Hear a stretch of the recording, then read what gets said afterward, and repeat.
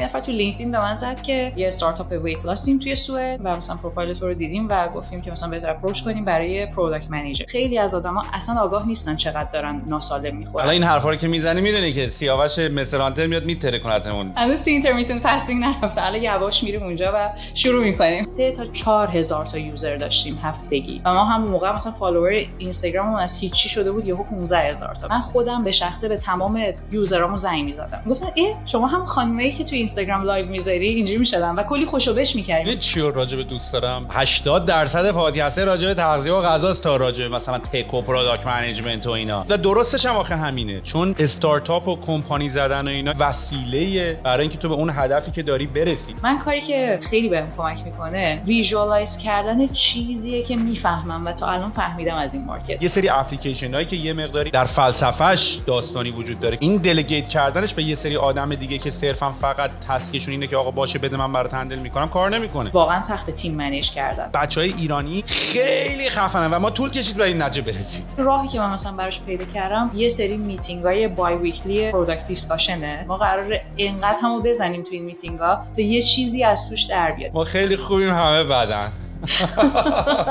ترشین شد.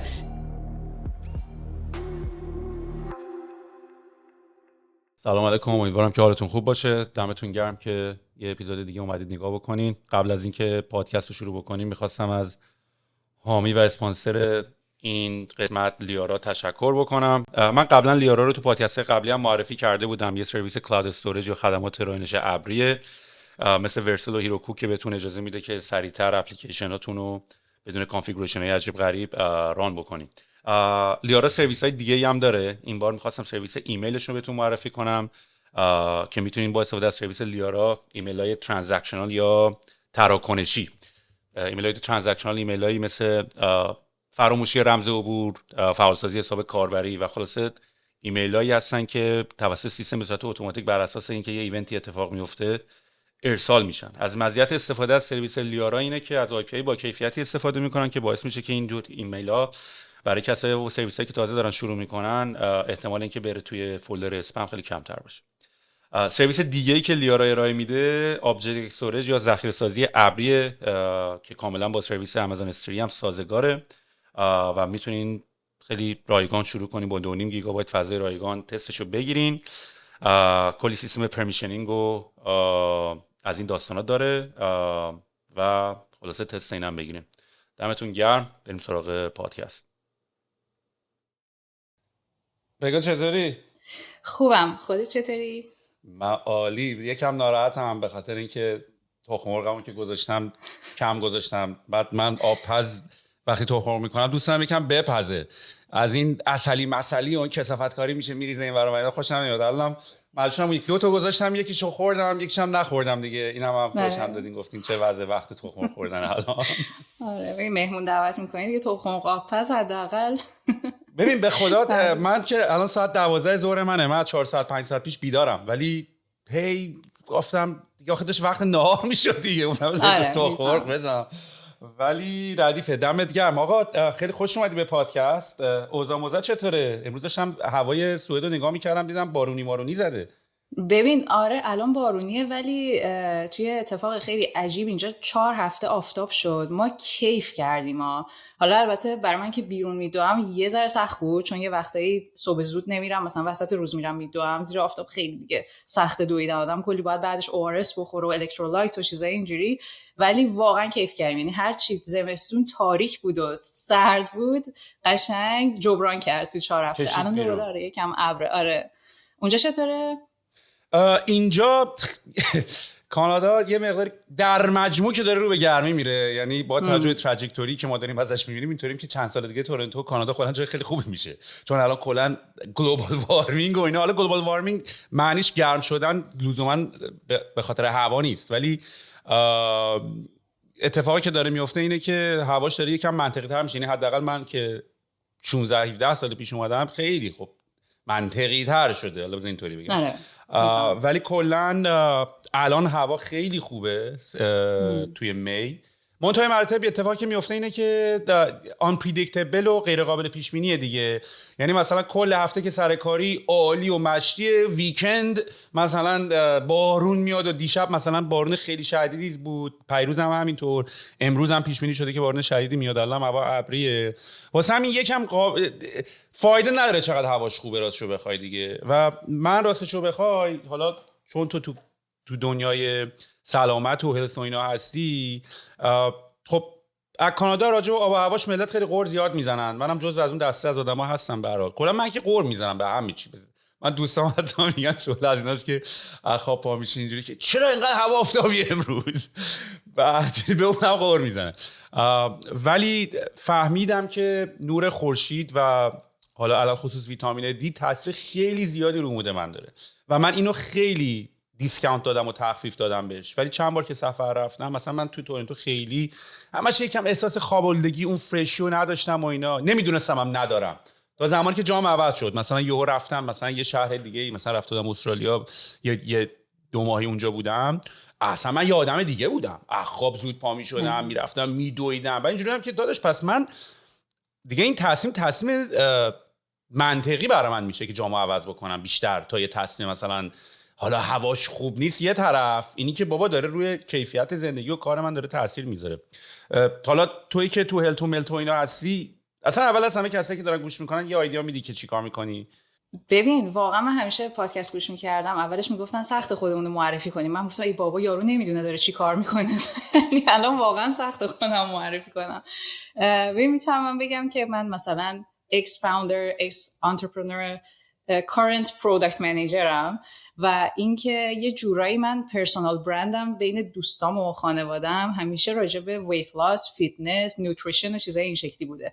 یکی از دلایلش هم اینه که من خیلی همیشه پشنت بودم راجع به همین نیوتریشن و فیتنس و اینا و تقریبا فکر می‌کنم مثلا از 17-18 سالگی من ببین ریسرچ و آرتیکل می‌خوندم راجع به این. یعنی اینجوری نبود برم بزنم نون خوبه یا بده، یعنی واقعا میشستم آرتیکلای مثلا ساینتیفیک راجبش میخوندم و خب همیشه خب از سن کم آدم خیلی دوست داره همیشه مثلا لاغر باشه و از اونجا برای من شروع شد که دوست داشتم مثلا خوش هیکل باشم. از این شروع شدم اومد جلو دیدم خیلی دیگه علمی شد و یه چیزی که برام خیلی جالبه، خب اون موقع که من اینو نمیفهمیدم ولی هرچی که اومدم جلوتر به این نتیجه رسیدم که آقا یه چیزی هست که همه آدما، یعنی هر آدمی توش میتونه خیلی بهتر از بقیه باشه. من واقعا احساس میکنم که یه چیزیه که به اون سیمکشی مغز آدما به هر فردی مثلا میخوره که اتفاقا داشتم یه ذره راجبش تحقیق میکردم. اینجوری بودم که آقا این چیه که هر آدمی ممکنه مثلا توی چیزی استعداد داشته باشه یا مثلا یه چیز رو بهتر از بقیه سریعتر اصلا توش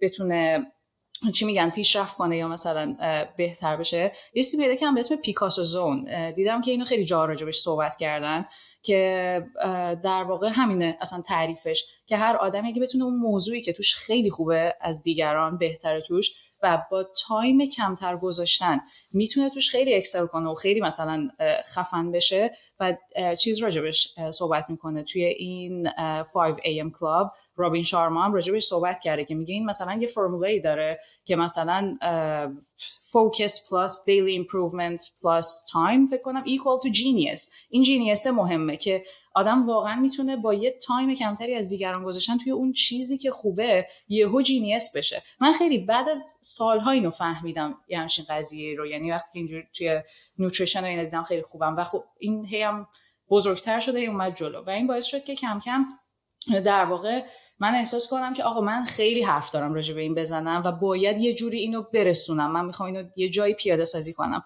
و حالا من از 16 سالگی موو کردم سوئد زندگی میکردم، بچلرم و اینجا اینداستریال انجینیرینگ خوندم.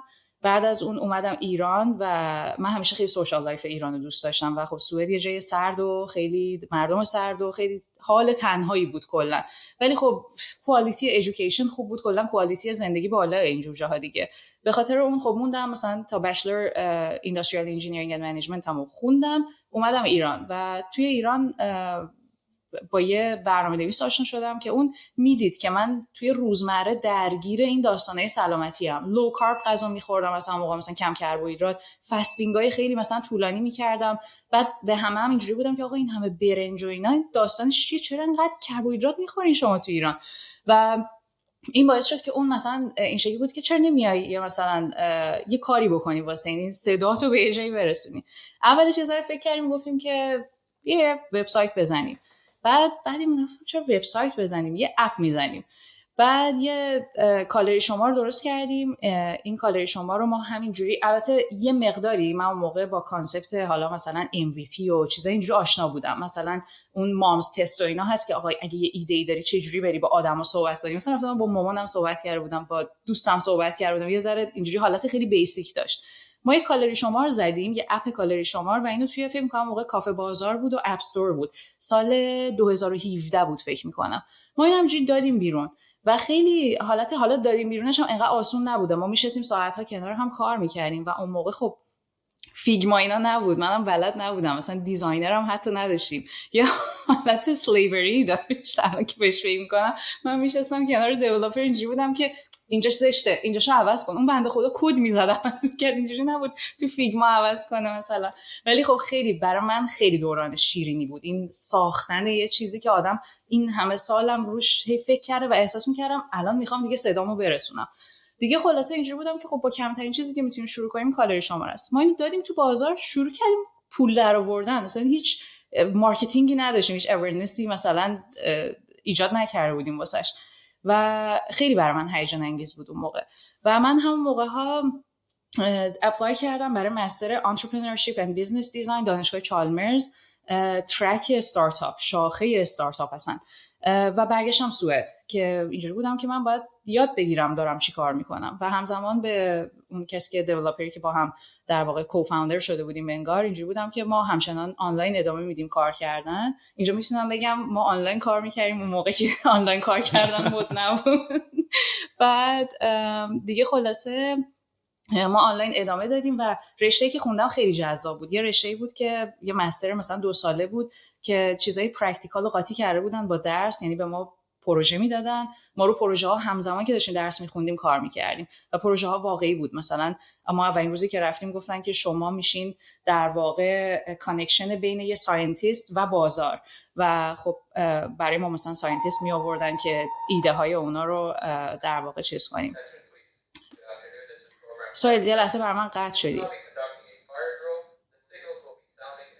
واسه این ساختمون طبقه 16 دارن آلارم میدن. چی شده؟ باید بری؟ نه نمیدونم بزنم چی میگه.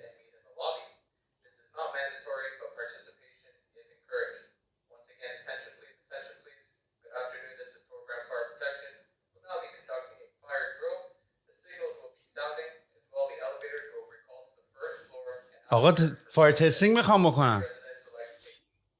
بعدش هم اینجوری که اگه دوست داریم بیایم پایین بخوام آموزش هم بدم فکر کنم. بذار من زنگ بزنم پایین بپرسم ازتون.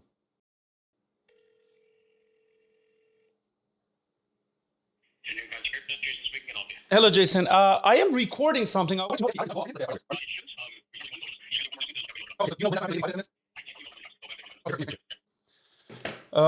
میگه تا گفت این آخرش.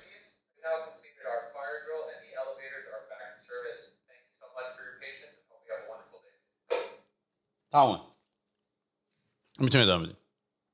خب در واقع این رشته‌ای که من شروع کردم این شکلی بود که خیلی پرکتیکال بود و در واقع پرکتیس رو به تئوری اینا وصل کرده بودن و اینجوری بود که اصلا روز اولی که ما رفتیم لغت uncertainty رو اول از همه نوشتن روی اون وایت بورد. اینجوری بودن که شما با این لغت از این به بعد قرار زندگی کنیم، uncertainty، چون که استارتاپ دیگه به هر حال هم میدونن که یه هم چیزی هست توی در واقع دنیای استارتاپ. و اینکه اینجوری بودن که شما میشین یه کانکشنی، حالا برای ما خیلی تکنیکال بیس بود، اینجوری بودن که شما میشین یه کانکشنی بین ساینتیست و مارکت، یعنی شما باید بتونین این ایده رو از ساینتیستی که توی یه لب تنها نشسته داره یه اینونشنی ایجاد میکنه بگیرین و ببرین توی مارکت و 0 تا 100 رو در واقع ایجاد کنین. ما بیشتر پروژه‌ای هم که روش اون موقع کار میکردیم بایومدیسین بود دیگه. خلاصه من این رشته رو خوندم و همزمان نه تنها حالا پروژه دانشگاه رو داشتم روی هلسا کار میکردم. همین استارتاپی بود که توی ایران بود. هلسا به سوئدی میشه هلث و ما دیدیم که هلسای خالی شانس ما یه خوشویی بود توی ایران اون موقع و اینجوری بودیم خب این برای SEO اینا یه ذره ما اذیت خواهیم شد. اسمشو گذاشتیم هلسا ویل، یعنی اینجوری بودیم که یه در واقع تندرستی، سلامتی این جنرال مثلا. دیگه خلاصه زد و وسط درس من کرونا شد.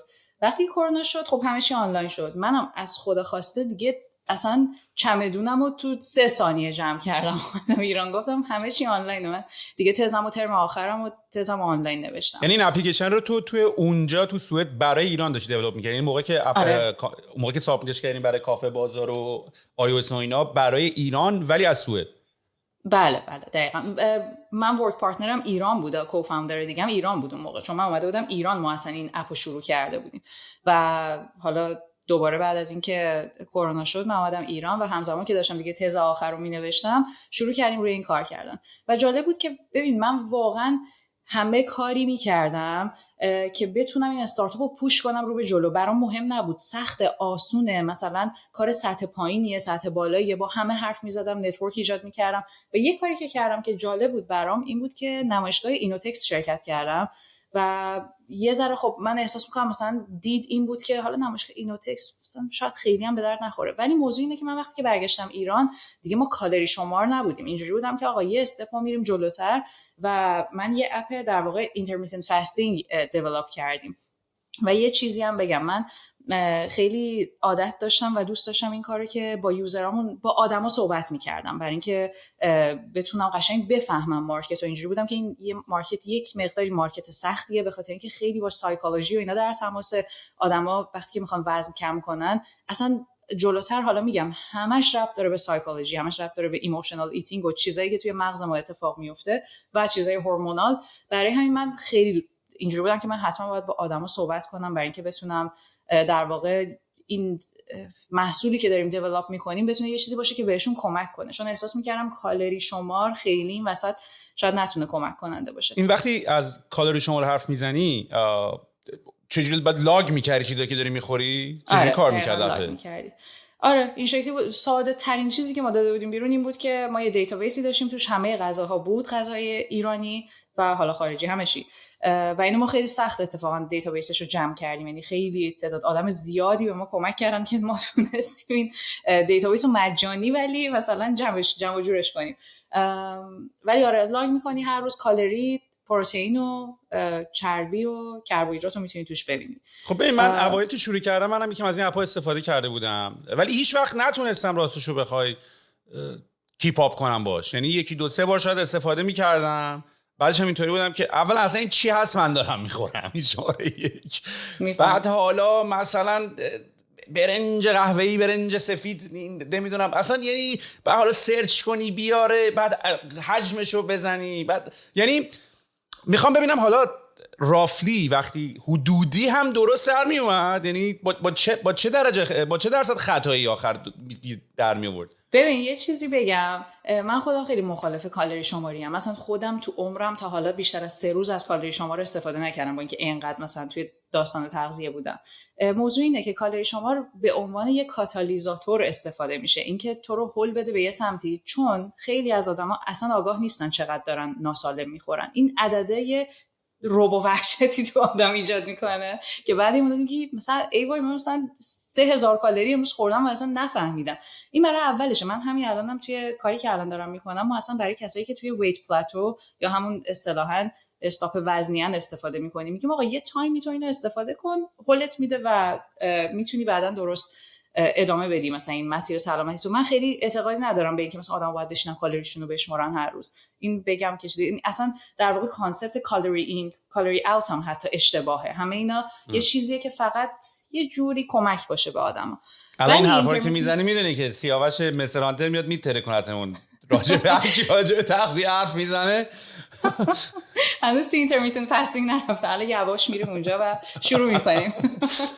ما موقعی که شروع کرده بودیم قبل مستر هانتر شروع کرده بودیم. اینو بگم که ما سال 2000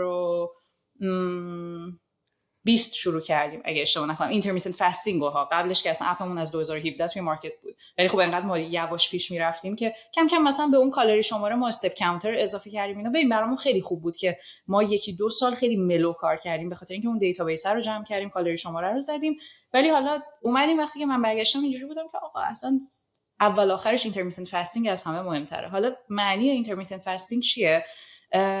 ببین این شکلیه که تو بازه‌های مختلف زمانی غذا نمیخوری و اینجوریه که feast and fast، یعنی در واقع ما اصلا از خیلی قدیم بخوای حساب کنیم، وقتی که ما کیومن بودیم آدما یخچال که نداشتن غذا نگه دارن، مجبور بودن شکار کنن. تو وقتی که شکار میکنی خب غذا رو جایی نمیتونی نگه داری، همون لحظه میخوری و ممکنه 1-2 روز گرسنه بمونی. این باعث میشه که ما اصلا از لحاظ بیولوژیکال بدنمون عادت داره بازه‌های زمانی خیلی طولانی رو گرسنه بمونه و این بازه‌های زمانی طولانی رو وقتی گرسنه میمونه اول از همه بدن میره توی چربی سوزی، یعنی بعد از تقریبا 12 تا 16 ساعت. من البته اینو ساعت‌های مختلف راجبش خوندم، ولی یه چیزی هم که جالبه من جدیداً میگم این تغذیه و نوتریشن مثل دین شده، هر کی به یه چیزی اعتقاد داره توش، آخرام ما نفهمیدیم چیش درست بود. ولی من چیزی رو دارم میگم که روی خودم جواب داده و روی کسایی که الان باهاشون دارم کار میکنم، در واقع یوزرایی که داریم یا آدمایی که هستن، جواب داده و درست بوده و علم ثابت کرده. بعد از 12 تا 16 ساعت بدن ذخایر قندش تموم میشه و میفته روی چربی سوزی، میره تو حالت کیتوسیس در واقع و میره توی فاز آتوفاژی. آتوفاژی یعنی این که بدن تو شروع میکنه سلولاشو ریپرودوس کردن و برای ریپرودوس کردن سلول جدید اصطلاحاً از پروتئینای تخریب شده خودش میخوره. حالا من خیلی دیگه نمیرم توی دیتیل علمیش به خاطر اینکه خیلی متخصصا هستن که خیلی بهتر از من میتونن توضیح بدن، من در همین حد میگم که فقط چه جوریه. و این باعث میشه که هم خیلی آدم پر انرژی میشه، هم ناخودآگاه وزن آدم میاد پایین، همین ریپرودوس شدن سلولا باعث اصلا جوانتر شدن بدن میشه، میگن جوانسازی در واقع بدن میشه. برای همین اینترمیتنت فاستینگ اصلا یه چیزی که توی بیولوژی ما کسی نمیتونه بیاد بگه آقا این مثلا روزه است چیه، چرا نه، چرا آره و اینا.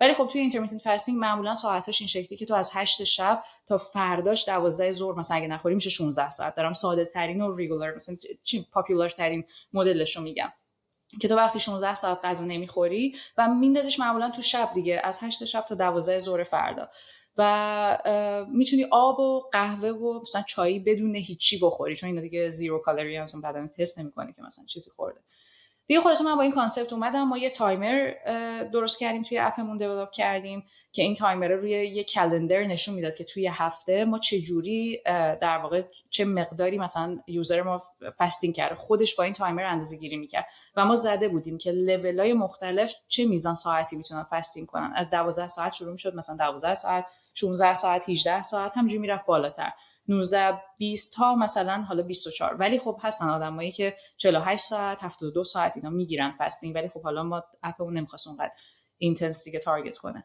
ولی یه کاری که من میکردم، میگم با خیلی از آدما صحبت میکردم قبل اینکه ما اصلا اینترمیتنت فاستینگ و این کانسپتش رو بیاریم. من فکر میکنم با نزدیک 100 نفر صحبت کردم، مثلا وقتی که برگشتم ایران این کارو کردم قبل اینکه اون کالری شما رو اصلا بخوایم تغییر بدیم و اصلا با همه صحبت میکردم. اینجوری بودم که مهم نیست چی میگن تارگت ما کیه، من دوست دارم بدونم مثلا آدما تو جامعه راجع به تغذیه چی فکر میکنن. و بعد از اینکه این اینترمیتنت فاستینگ رو آوردیم ما رفتیم اینوتکس. چرا من رفتم اینوتکس؟ برای اینکه دوست داشتم قیافه آدما رو وقتی که من میگم اینترمیتنت فاستینگ و این روزه متناوبه رو ببینم، دوست داشتم ببینم چی میگن، اصلا این لغت روزه وقتی که میاد چه چیزی داره. در واقع می‌خواستم مارکت فیدبک بگیرم یه جوری و جالب بود برام. آدما وای میسادن گوش میدادن و قانع میشدن. من اینجوری بودم که کانوینس شدم که مثلا این با اون روزه‌ای که از بچگی به ما گفتن یه مقداری فرق داره، اونقدر سخت نیست، اینجوری نیست اونجوری نیست، یه فوایدی مثلا برای بدن داره. تا اینکه اونجا ما با یه ویسی آشنا شدیم که حالا در واقع به ما کانتکت اینفورمیشن دادن. من خیلی جدی نگرفتم، انقدر سرم گرمه این بود که آقا من میخوام الان یه تغییر ایجاد کنم، من به آدما بگم قند کمتر بخورین، کربوهیدرات کمتر بخورین، تو رو خود اصلا نخورین، بیاین فاستینگ کنین، هیچی نخورین. بعد انقدر سرم گرمه این بود تماس نگرفتم تا اینکه اون کسی که به ما کانتکت اینفورمیشن داده بود کانتکت منم گرفته بود. دیدم یه دفعه بهم تکست داد که این اپلیکیشن ما تموم شده، ددلاینش، نمیخوای چیز کنی؟ من رفتم دیدم مثلا 2 هفته پیش ددلاینش تموم شده بود که اصلا حرکت اول بود، ویسی حرکت اول که برای همراه اول بود. خلاص من اپلای کردم و از بین چند تا تیم مثلا یکی از تیمایی که انتخاب کردن ما بودیم، ولی خب ما اون موقع درآمد داشتیم و حتی همین اینترمیتنت فاستینگ هم که داده بودیم بیرون و درآمد و در واقع میتونم بگم اورنسی که ما ایجاد کرده بودیم بیشتر توی اینستاگرام بود. یعنی من توی اینستاگرام لایو میذاشتم با آدمایی که مثلا توی این زمینه یه چیزی داشتن برای اینکه بگن و ما اصلا یه کانتنت کلندر برای اینستاگرام داشتیم، خیلی کیر می‌کردیم راجبش، دائم دیتای اینستاگراممون رو آنالیز می‌کردیم که کی چقدر ویو خوردیم، چرا نخوردیم، این چرا بد بوده، این چرا خوب بوده، دائم با رقیبا خودمون رو مقایسه می‌کردیم و حالا اورنس رو تونسته بودیم اونجا ایجاد کنیم و درآمد داشتیم. ولی خب توی این ویسی که رفتیم ما به عنوان پری سید / سید یه جورایی مثلا پول گرفتیم، انگار با گروهی تیمایی رفتیم تو که هنوز محصولی نداشتن و فقط مثلا در حد ایده‌ای بود که میتونستن ثابت کنن درآمد داره دیگه. خلاص ما با همراه اول شروع کردیم، خیلی خوب. یعنی پولو جذب کردین ازشون؟ آره، پول راوند اولو جذب کردیم، راوند همون. بگو چقدر؟ ببین خیلی سال پیش بوده. حدود بین 200 تا 500 میلیون تومان که الان واقعا هیچی نیست. آره نه اون موقع ولی خرید گنده ای. اصلا تو بگو 50 میلیون تومان تو بتونی از سرمایه‌گذار پول بکنی تو ایران. و اینو بهت بگم توی پرانتز توی کرونا بود و من میتینگا رو با آنژیوکت میرفتم. من موقعی کرونا وحشتناک گرفته بودم در حد بستری، من میتینگا رو با اینا با آنژیوکت اونا نمیدونستم، من مثلا آنلاین بود دیگه. یعنی انقدر پشنت بودم، انقدر برام مثلا مهم بود که چه جوری قضیه قرار پیش بره. ببین بیشتر و این 250 میلیون که گرفتی چند درصد دادی؟ ببین اینا رو داریم میگیم که برای بچه‌ها آمار بیاد دستشون یا حدود و ارقام بیاد دستشون. یعنی دنبال این نیستم که اتو دیتا بکشم بیرون، دنبال اینم که یه آیدیایی بدیم که هول و ولای چقدر داریم صحبت میکنیم. ببین ما اون موقع 15% دادیم. حالا آره دیگه نه منطقیه. تو که خوب بودی، ما که آواتک ریمون مثلا داشتیم مثلا اون موقع 10-20 میلیون مثلا ما میگرفتیم. البته خب 10-20 میلیون بیشتر جنبه چیتیل بود، بیشتر حالا مثلا تو آواتک اکسپت شدی و اینا، مثلا اونم توی همین هولوش 7 تا 10% میگرفتن. فکر کنم برای اون بازه زمانی منطقی بوده. آره دقیقاً. دیگه خلاصه ما شروع کردیم و به نسبت هم خوب پیش میرفت. ما تقریبا اگه اشتباه نکنم عددا رو خیلی دقیق یادم نیست، ما اون موقع اکتیو یوزرمون رو ویکلی اندازه میگرفتیم، به خاطر اینکه اون اینترمیتنت فاستینگ مهم این بود که اتلیست تو مثلا 2 بار در هفته فاستینگ انجام بدی. ما این شکلی مثلا در نظر میگرفتیم. اگه درست یادم باشه بین 3 تا 4,000 تا یوزر داشتیم هفتگی. و برای مایی که مثلا من خودم اینو حساب میکنم که وقتی که من برگشتم ایران تقریبا فکر میکنم فروردین اردیبهشت ماه بود که داشتم تزمم مینوشتم که شروع کردیم، این عددی که دارم بهت میگم برای مثلا دی بهمنش بود، حالا به ماهای فارسی میگم که مشخص تر باشه. این رشته برای اون تایم به نظر من حداقل خیلی خوب بود. یعنی خودم فکر می‌کردم مارکت خیلی کشش داره و ما همون موقع مثلا فالوور اینستاگراممون از هیچی شده بود یهو 15,000 تا و خیلی میگم براش وقت گذاشته بودیم. در واقع یه لاین بیزنسمون اصلا اینستاگرام بود. و دیگه خلاصه ما ادامه دادیم تا اینکه به راوند بعدی اینوستمنت که رسیدیم. و حالا اینم بگم من کلا موقعی که ما داشتیم روی این داستان کار می‌کردیم من خودم به شخصه به تمام یوزرامو زنگ می‌زدم. خیلی با ما تو اینستاگرام تو دایرکت تماس می‌گرفتن، به ساپورتمون زنگ می‌زدن. من به هر کی احساس می‌کردم یه مشکلی داره، حتی طرف میگفت اپم کرش کرده، من زنگ می‌زدم بهش. برام مهم بود باهاشون صحبت کنم. و یه چیز قوی که یه همچین مارکتی من فکر می‌کنم داره word of mouth، چون من با خیلی از خانوما صحبت می‌کردم. تارگت ما که همچنان تو همین کاری هم که الان هستم همینه، خانومای تقریبا اکثرا بالای مثلا 45 سال بودن، این شکلی بود، یه جورایی بیشترینش، نمیتونم بگم همشون. و اکثرا اینجوری بودن که ما تو تمام مهمونی‌ها که میریم مثلا شما رو به همه ریکامند میکنیم برای مثلا ویت لاس و اینجوریه اونجوریه، ولی توی این همه فیچری که ما گذاشتیم، چون به جز اینترمیتنت فاستینگ ما کم کم یه جرنی دیولپ کردیم برای مثلا یوزرامون که از اینجا بیای برسی اینجا، یه سری کارب سایکلینگ داشته باشی طبق نیازت. مثلا اگه خیلی هوس شیرینی داری این کارو بکن، اگه خیلی بینج ایتینگ داری مثلا این کارو بکن، اگه ساعت‌های خیلی شلخته‌ای تو روز غذا می‌خوری بیا حالا این جرنی رو برو. یه سری این چیزا داشتیم طراحی می‌کردیم که من همیشه اینجوری بودم که ما باید الگوریتم بیس بشیم و بعداً با یه اون موقع حالا مثلا اینجوری نبودم که بگم AI رسما، ولی مثلا اینجوری بودم که با یه AI ماشین لرنینگ اینو مثلا سمارتش کنیم. و اون موقع بازم بیشترین فیچری که تو اپ ما استفاده میشد کالری شمار بود. اینش جالب بود که من اینجوری بودم که این یه کیکافیه برای کسایی که تازه مثلا شروع میکنن و واقعا طرفدار داشت. خیلی از اپام روش فوکس کرده بودن دیگه. خلاصه ما برای راوند بعدی خیلی به مشکل خوردیم برای اینکه سرمایه جذب کنیم. بماند که چقدر مشکلای تیم داشتیم، تیم بیلدینگ، آدما می اومدن میرفتن، فرهنگ یه ذره توی استارتاپ کار کردن سخته اصلا به نظر من. یه ذره فرهنگش، من فکر میکنم نمیتونم بگم فقط ایران، همه جای دنیا این فرهنگ استارتاپ کار کردن جا نیفتاده که یه نفر بیاد با یه تایتلی ولی چند تا کار دیگه هم بکنه، ولی اوورتایم کار کنه. یه ذره این شکلیه دیگه. خلاصه من ولی میگم خودم اومده بودم که ویژنم این بود که مردم ایران سالم غذا بخورن. یعنی قشنگ این شکلی بودم، از این به بعد ما قرار سالم بشیم. برای همین اصلا برام مهم نبود، میجنگیدم واقعا با همه ایناش.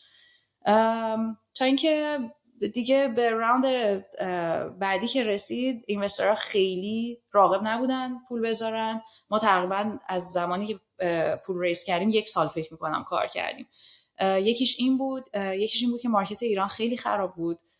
من خودم، بابام بیزنسمنه، یه مثلا بیزنسی داره توی ایران برای خودش، برادرم خودش اونم انترپرنورشیپ خونده، خیلی سالها توی این داستانه استارتاپی بوده، تو ایران نه بیرون از ایران. و من میدیدم دیگه جو خراب بود. من بابام توی آفیسش یه اتاق به ما داده بود که ما یه وقتی میرفتیم اونجا کار میکردیم برای همین حساب. یه وایت بوردش، ما این وایت بورد رو پر می‌کردیم پاک می‌کردیم انقدر که برین استورم و اینا داشتیم. و خب شریکای بابا اینا می‌دیدن که ما اونجا داریم مثلا کار می‌کنیم و بعد این مدت من دیدم که اولش خیلی آفرین چقدر کار می‌کنیم، ما اگه اینقدر کار می‌کردیم الان اینجا نبودیم، مثلا مریخ بودیم و اینا. بعد این مدت اینجوری شد که اینجا بودن که دختر جمع کن برو اینجا خیلی فایده‌ای نداره، ممکنه به اون چیزی که مثلا می‌خوای نرسی، اینقدر داری وقت می‌ذاری. مثلا برای کانسیومر اپ، یعنی برای اپلیکیشن‌های این تیپی. البته خب تو یه چیزی هم بهت بگم، و تو حالا نمیدونم یه جوری تعریف کردی انگار خیلی راحت، یعنی من یه ایده داشتم و یکم MVP میدونستم چی و بعد یه اپی با یکی طراحی کردیم و بعد گذاشتیم کافه بازار، همه دانلود کردن و بعد فروش داشتیم و بعد رفتیم ریز کردیم و اینقدر روون اتفاق افتاد واقعا یا چی؟ اگه بگم آره یه ذره عجیبه. نه اتفاقا میخوام سوراخش رو پیدا کنیم. فکر میکنی کجای قضیه کمکت کرد؟ خود ایده کمکت کرد؟ ایده جذابی بوده. حالا یعنی میخوام ببینم کوالیتی، کیفیت پروداکت و کیفیت اون محصوله که میگه آقا همه میومدن ما رو معرفی میکردن که آقا اینجا ما خیلی اپ خیلی با کیفیت بوده، حالا یا نه کلا به خاطر نبود رقیب توی اون حوزه و اینکه ایده، چون پرا میدونی که یکی از گرونترین کیوردها برای اینکه تو گوگل بیت کنی یکی وبسایت دیزاین، یکی لوز ویت. این دوتا اگه بخوای SEO کنی بخوای بیای بالا اصلا امکان نداره. فکر کنم کلیکی یادم وب دیزاین یه زمانی اون موقع مثلا $15 پر کلیک بود، الان که احتمالاً خیلی بیشتره. و حتی لوز ویت واسه هم اینا خیلی کامپتیتیون، یعنی حتی تو بخوای یه بلاگ پست بیاری بالا خیلی سخت خواهد بود. نمیدونم از این مارکتی که اول گرفتی و گفتی لایو داری میذاری چقدرشون اینستاگرام کمکت کرد، چقدر دیستریبیوشن خود کافه بازار به عنوان یه اپ استور، چون یادمه با فاوندر کافه بازارم که حسام داشتم صحبت میکردم میگفتش تعداد اپ‌های ایرانی خیلی تو کافه بازار کم بود و اصلا اپ ایرانی که میومد اتوماتیک اپ ایرانی خیلی برای مردم جذاب و جالب بود، دانلودش میکردن اصلا یه اپ ایرانی بریم چطوریه. بنابراین میخوام ببینم دیستریبیوشن اولیت و روزه اولیت رو چجوری به دست آوردی بدون هزینه کردن؟ ببین اون اول اگه بخوایم کالری شما رو بگیم که ما واقعا فقط گذاشتیم تو کافه بازار و اپ استور. اگه اون موقع سانکشن نبود، من یادم نمیاد اون موقع توی اپ استور میشد گذاشت یا نه. حالا اصلا بگیم کافه بازار چون یه درصد خیلی زیادی توی ایران اندروید اصلا استفاده میکنن. اون اول که این بود. بعدم برای در واقع موقعی که ما دیگه اینترمیتنت فاستینگ رو گذاشتیم هم خیلی اینستاگراممون فعال بود و من سعی می‌کردم آدمای جذاب پر مخاطب رو از توی اینستاگرام بیارم که با ما صحبت کنن، کسی که راجع به تغذیه ورزش و این سعی می‌کردم یه جورایی جذابش هم بکنم. ولی فکر می‌کنم هم تایم تو مارکتش خوب بود، هم این که من خودم رو نشون دادم. یعنی اینجوری بودم که هم منم اینجا تو اینستاگرام، هم من پشت این اپم، هم من کسی هم که بهتون زنگ میزنم. احساس می‌کنم این خودش تاثیر داشت. خیلی این اتفاق می‌افتاد که من زنگ می‌زدم به یوزرها، میگفتن شما هم خانمایی که تو اینستاگرام لایو می‌ذاری، اینجوری می‌شدن و کلی خوشوبش می‌کردیم. مثلا اینجوری بودن که چطوری، مثلا چه خبر، خیلی حالت دوستانه. من فکر می‌کنم اینا بود بیشتر. یعنی مارکت خیلی جا داشت و همزمان ما یه کانسپتی رو آورده بودیم که جواب میداد روی آدم و جدید بود و اورنسی که داشتیم توی اینستاگرام مثلا ایجاد میکردیم دیگه. چقدر بزرگ شده بود تیمت؟ یعنی آیا اصلا تیم ممبر گرفته بودی، سهام داده بودی، یا داشتی مثلا حقوق میدادی، کانترکتور گرفته بودی؟ ما حقوق میدادیم. بچه‌ها ما تقریبا تیممون تا 7 نفرم رفت. هی کوچیک و بزرگ میشد، بالاخره تعداد کم میشد زیاد میشد.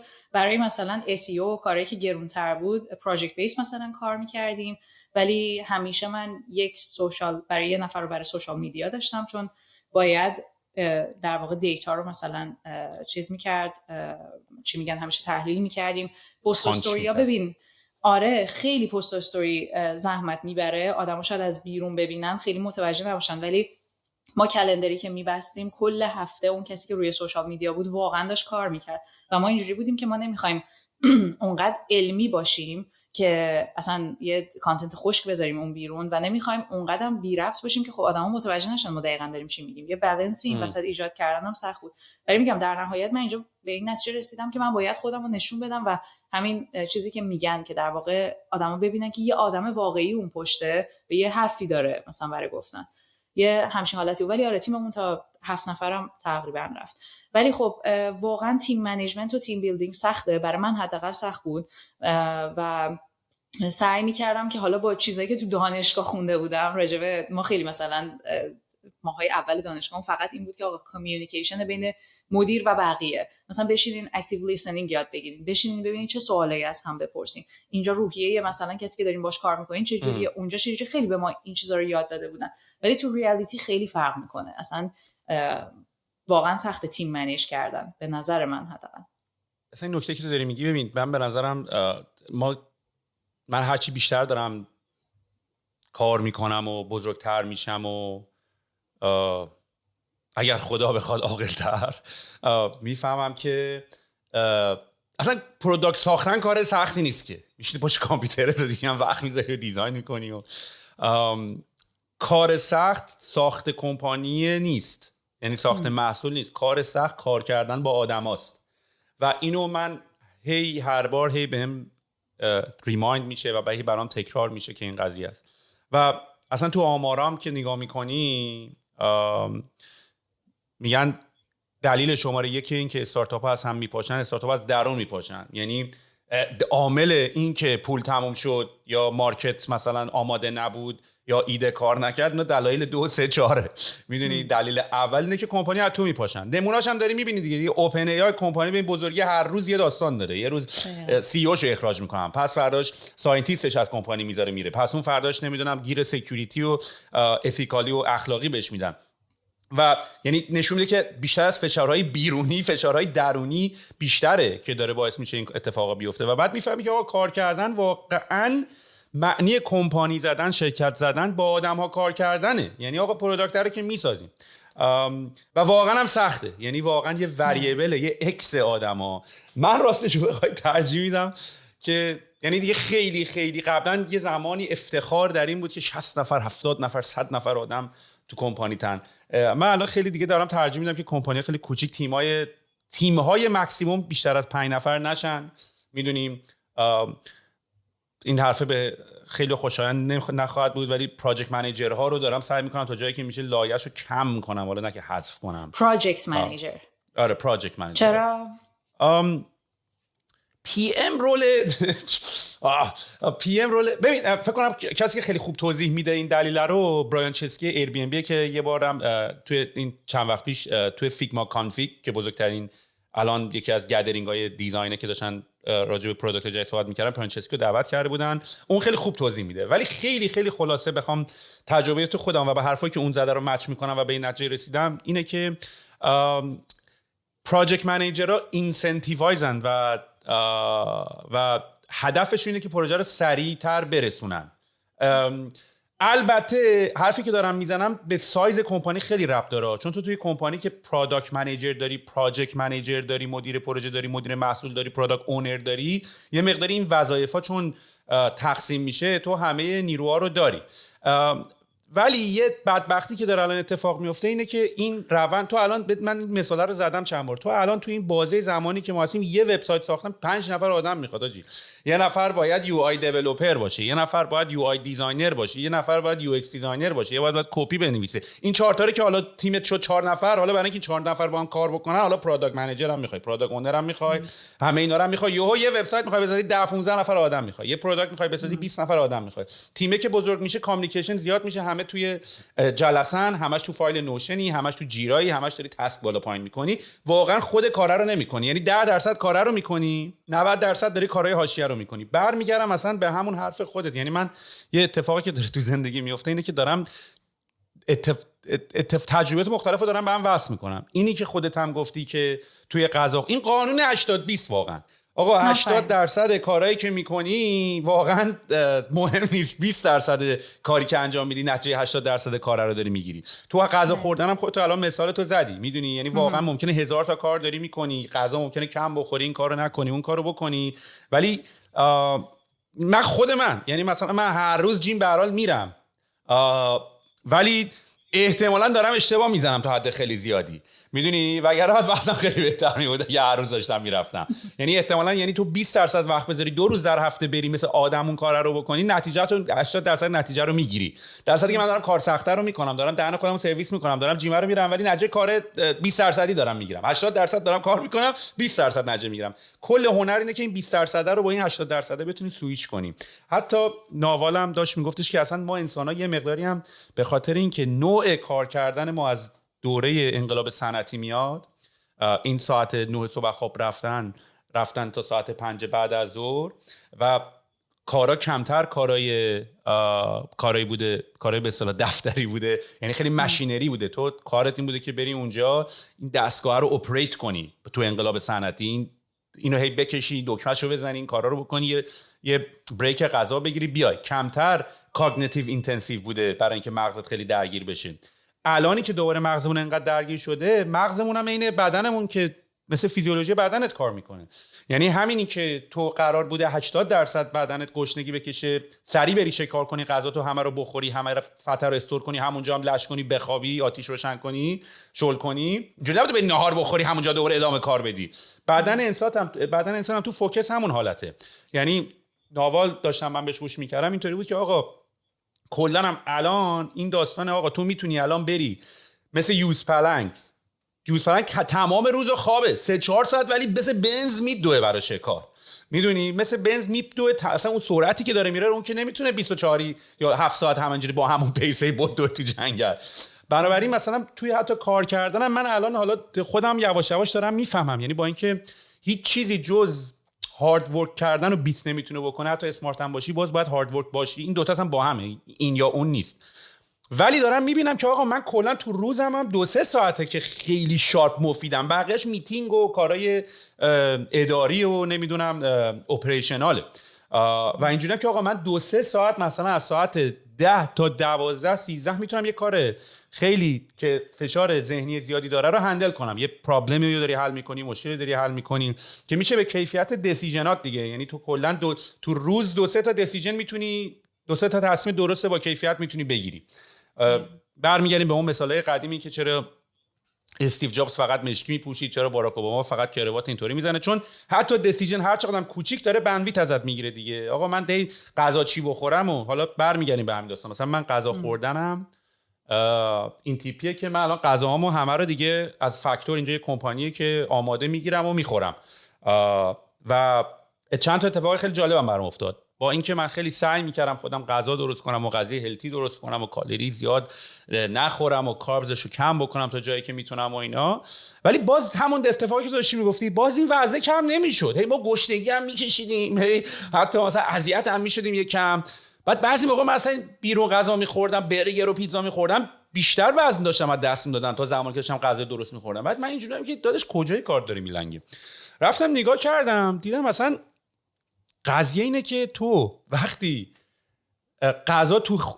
غذا به شکل آماده توی یخچال نیست، بدن تو که تو هم خودت گفتی خیلی از اینا ایموشنال و منتالیه. بدن من چون هر بار بدن من دیده که گشنه که میشه میخواد به من سیگنال بده، منم تازه میخوام بیفتم به فکر اینکه وای چی بخوریم. بعدش هم دارم هم سمبر میکنم، آخر یه چیزی بهش میدم سیرش میکنم و میرم. و بعد من دیدم بدن تو اینو میفهمه و بدن تو شروع میکنه تو حالت پنیک بودن همیشه. یعنی بدن تو با این که حتی غذا هم داشته باشی بری بهش بدی، شروع میکنه این که آقا بدو من میدونم که باید به تو سیگنال زودتر بدم که تو زودتر به فکر بیفتی بری یه کاری بکنی. ولی وقتی غذا تو یخچال آماده باشه و همیشه سر یه ساعت خاصی داری غذا میخوری، بدن تو یاد میگیره که اوکی آقا غذا هست، نگران نباش. چون اگه تو پنیک مود باشی بدنت شروع میکنه چربی ذخیره کردن، چون میدونه غذا فراهم نیست همیشه. و خیلی جالب بود، من بدون این که شاید بگم در خوردن غذا تغییری زیادی ایجاد نکرده باشم، در پترن و بیهیویر و رفتار خوردنم ایجاد نکردم، من شروع کردم و از دست دادن فقط با داشتن غذا توی یخچال به شکل آماده. یعنی به شکل ذهنی بدن من اینجوری بود که آقا فت تو استفاده کن، میدونی نمیخواد نگران باشی که شاید ساعت 3 غذا نده بهت. و من فهمیدم که اوه حالا من اصلا کارم میخوام هی ربط میدم به اینا رو دیگه. میگم پس تو غذا خوردن باید بری یهو غذا بخوری، بعد بری تو حالت فت، که اینم حالا میگم دلیلش هم مشخصه دیگه. بدنت باید یه وقتی بدی جارو بکشه اون معده رو دیگه. نمیشه 24 یه چیزی هی بدی، بدن نمیدونه کی خاموش کنه. آقا من خاموش کنم یا دوباره میخوای یه چیپسی یه شکلات یه چیزی به ما بدیم و باید روشن باشیم. یه جا رو خاموش کنم بدونم که میتونم الان برم توی فاز جارو برقی کشیدن به این معده حساب مردت. بنابراین این اتفاقو من میبینم که هم برای منتالیت داره میفته، هم برای فیزیولوژیک داره میفته، هم تو زندگی داره میفته، هم قانون 80-20 داره میفته. و اینجوریه که آقا یه رازی هست که داریم بهش پی میبریم انگار تو کار کردن، توی خوردن، توی هر کاری کردن. ببین برای همینم مثلا اسمش فست اند فیست دیگه. در واقع تو اون فیست تو بدن داره جشن میگیره یه چیزی که کمه، یه چیزی که ریره. برای همین من خودم ببین هیچ وقت هیچ سیلور بولت داشتن، یعنی این که در واقع تو یه راه حل نهایی برای یه چیزی داشته باشی. هیچ سیلور بولتی ما الان توی این کاری هم که من دارم انجام میدم داریم میگیم وجود نداره. چیزی که من خودم بهش رسیدم اینه که آقا هر وقت گرسنته بخور، به صدای بدنت گوش بده. و ما گرسنگی فیزیکال و منتال داریم. هر وقت که منتال و ایموشناله اینجوریه که آقا گشنمه، شکلات میخوام، کیک میخوام، نمیدونم پیتزا میخوام، پاستا میخوام اینا. و اینکه آدم واقعا اون لحظه احتمال خیلی زیاد فیزیکالی گرسنه نیست. فیزیکالی گرسنه بودن قشنگ علائم داره، دلت داره ضعف میره، میدونی چند ساعت غذا نخوردی. و واقعا اگه آدم با این در واقع گوش کردن به بدنش بره جلو، یه روزایی هم ممکنه این 80-20 که میگی، حالا واسه خود من این شکلیه که مثلا من تو طول هفته سعی میکنم سالم بخورم، آخر هفته مثلا چیت دی دارم یا چیت میل دارم و اون باعث میشه که حالا بالاخره روحیم مثلا خوب بمونه دیگه. و من همیشه به این فکر میکنم که در واقع این بدن ما همین چیزی که گفتی احتیاج داره استراحت کنه و توی اون استراحته شروع میکنه فت برن کردن. و ما یه مقداری هم چون وقتی بدن میره توی حالت گرسنگی، میره توی همون سروایوال مود که گفتی، یه کمی از این سروایوال مود نباید بترسیم. یه چیز منتاله دیگه، چون بدن داره این سیگنالو میده که آقا من دارم میمیرم. یه ذره این شکلیه دیگه توی ذهن آدم. برای همینم آدم شروع میکنه خوردن. و یه چیزی هم ببین خیلی مهمه، من خودم اینو با تجربه‌ای که این همه با دایت‌های مختلف و اینا داشتم بهش رسیدم. اشکالی هم نداره بعضی وقتا بخوریم چاق شیم. مثلا آقا 3 ماه ایموشنال ایتینگ داری، حالت بده، بخور آقا، اوکی 3 کیلو چاق میشی، 4 کیلو چاق میشی. ولی مجموعاً تو کل این بازه زندگی آدم چقدر داره عمر میکنه، خوبه این 80-20 مثلا باشه. و من همیشه خیلی از آدما این شکلی ان که ما دوست داریم زودتر بمیریم ولی سختی سالم خوردن رو مثلا به جون نخریم. من این شکلی هم که میتونی تو همین سالایی که داری زندگی میکنی، چه کوتاه چه بلند، با کیفیت زندگی کنی. به خاطر اینکه آدم وقتی که درگیر دیابت میشه، درگیر مثلا چربی خون و چیزای اینجوری میشه، دیگه تمومه، دیگه لذتی آدم نمیتونه ببره. ولی وقتی 80-20ش میکنی، یه بالانسی داری اون وسط ایجاد میکنی که همیشه میتونی روی یه ریتم خاصی بری. من چون خودم سبک زندگیم خیلی روی در واقع میتونم بگم مثلا این نظمای سلامتیه، هر کی منو میبینه فکر میکنه منم برای دیگران همینو میخوام. نه، من تو این سالا که تونستم راجع به این چیزا تحقیق کردم، تونستم کم کم اینو آوردمش اینجا. آدم میتونه خیلی کوچیک شروع کنه، خیلی ملو شروع کنه، برسه به یه جایی که واقعا واسه بدن خود آدم کار میکنه. مثلا من یه چیزی که برای خودم خیلی راحت بخوام بگم کار میکنه، میام وعده نخورم. ناهار بخورم شام بخورم، این بر من کار میکنه، هم پر انرژی هم حالم خوبه. حالا مثلا تو اون وعده ناهارم یه وقتی بیشتر کربوهیدرات دارم که خوشحالم کنه، یه وقتی کمتر دارم. و از همه مهمتر همین چیزی که گفتی، من میل پرپ میکنم. یک شنبه ها من تقریبا برای مثلا 4 روزم غذا درست میکنم و این باعث میشه که دقیقاً ذهن من اینجوری که من غذا دارم هر وقت که بخوام دسترسی دارم به غذا. به خاطر همین این خیلی کار رو راحت میکنه، یعنی باعث میشه که تو همیشه بتونی سالم بخوری دیگه. اصلا این حرفی که تو داری میزنی در رابطه با این که یه سری از آدما میگن که من ترجیح میدم که لذت ببرم ولی کمتر عمر کنم، نکتهش اینه که اصلا اون آدم من فکر کنم فعلا در حال حاضر سویچ کرده روی یه حالت غلطی از لذت بردن. به خاطر اینکه تو این آرگومنت رو راجع به خیلی از موضوع دیگه میتونی بکنی. میتونی راجع به مثلا سیگار کشیدن، خب تو یه زمانی مثلا یکی که سیگار میکشه و وقتی سیگار رو ترک میکنه دیدی بعدش اینجوری که میگه اصلا دیگه خوشم نمیاد، دیگه دوست ندارم لب بزنم مثلا من باب مثال، به خاطر اینکه انقدر حال بهتری داره، حال خوبتری داره. یعنی مثلا مال من الان من اعتیادم به سمت سالم بودن خیلی بیشتره تا، یعنی من اصلا غذای الان بد میخورم یا مثلا ناهار سنگین بخورم خوابم بگیره نتونم برم سبک بدوم، دیگه اینجوری نیست که وای عجب برگر خوشمزه ای. الان برای من دیگه اون بد شده، یعنی من اصلا دیگه ترجیح نمیدم برم به سمتش، به خاطر اینکه اتفاقا آخه زندگی رو یه جوری تجربه میکنی وقتی حالت خوبه، وقتی اصلا میتونی بهتر بفهمی، میتونی بهتر ریسیو کنی، بهتر جذب کنی، دنیا بهت راه میاد اصلا وقتی حالت خوبه. اصلا تنها هدیه‌ای که میتونی به خودت بدین که این بدنه رو دادن دستت و ازش نگهداری کنی و یه مثل این ماشین روغنش بزنی، درستش بکنی، کار باش بکنی. چجوری ماشین تو میبری کارواش میشوری، خودت حواست به خود نیست، میدونی دود میکنی تو خودت. ببین اینایی که میگی همه دلیل علمی داره ها، یعنی ببین مثلا شاید خیلی‌ها ندونن گات ما که میشه همون در واقع سیستم گوارش ما، 80% هورمونای ما اونجا ترشح میشه و هیچ کسی اینو نمیدونه و ما داریم مستقیم غذا میفرستیم اونجا. قلب دوم میگن بهش دیگه یه جورایی، از پا رفته رو دقیقاً از پا رفته رو معده. و یه چیزی که خیلی جدیدن راجع بهش صحبت میکنن اینه که آقا ببین من کلا به این اعتقاد دارم که قند و کربوهیدرات بده برای بدن، چون تمام کربوهیدرات توی بدن به قند تبدیل میشه. بدن آدم کیر نمیکنه که من دارم الان شکلات میخورم یا حتی نون سبوسدار، اینا همه توی بدن به گلوکوز تبدیل میشه. الکل هم همینطوره، تبدیل به قند میشه دیگه. بله الکل هم تبدیل به قند میشه، ولی الکل یه ذره داستانش جداست، حالا اون چیز نیست.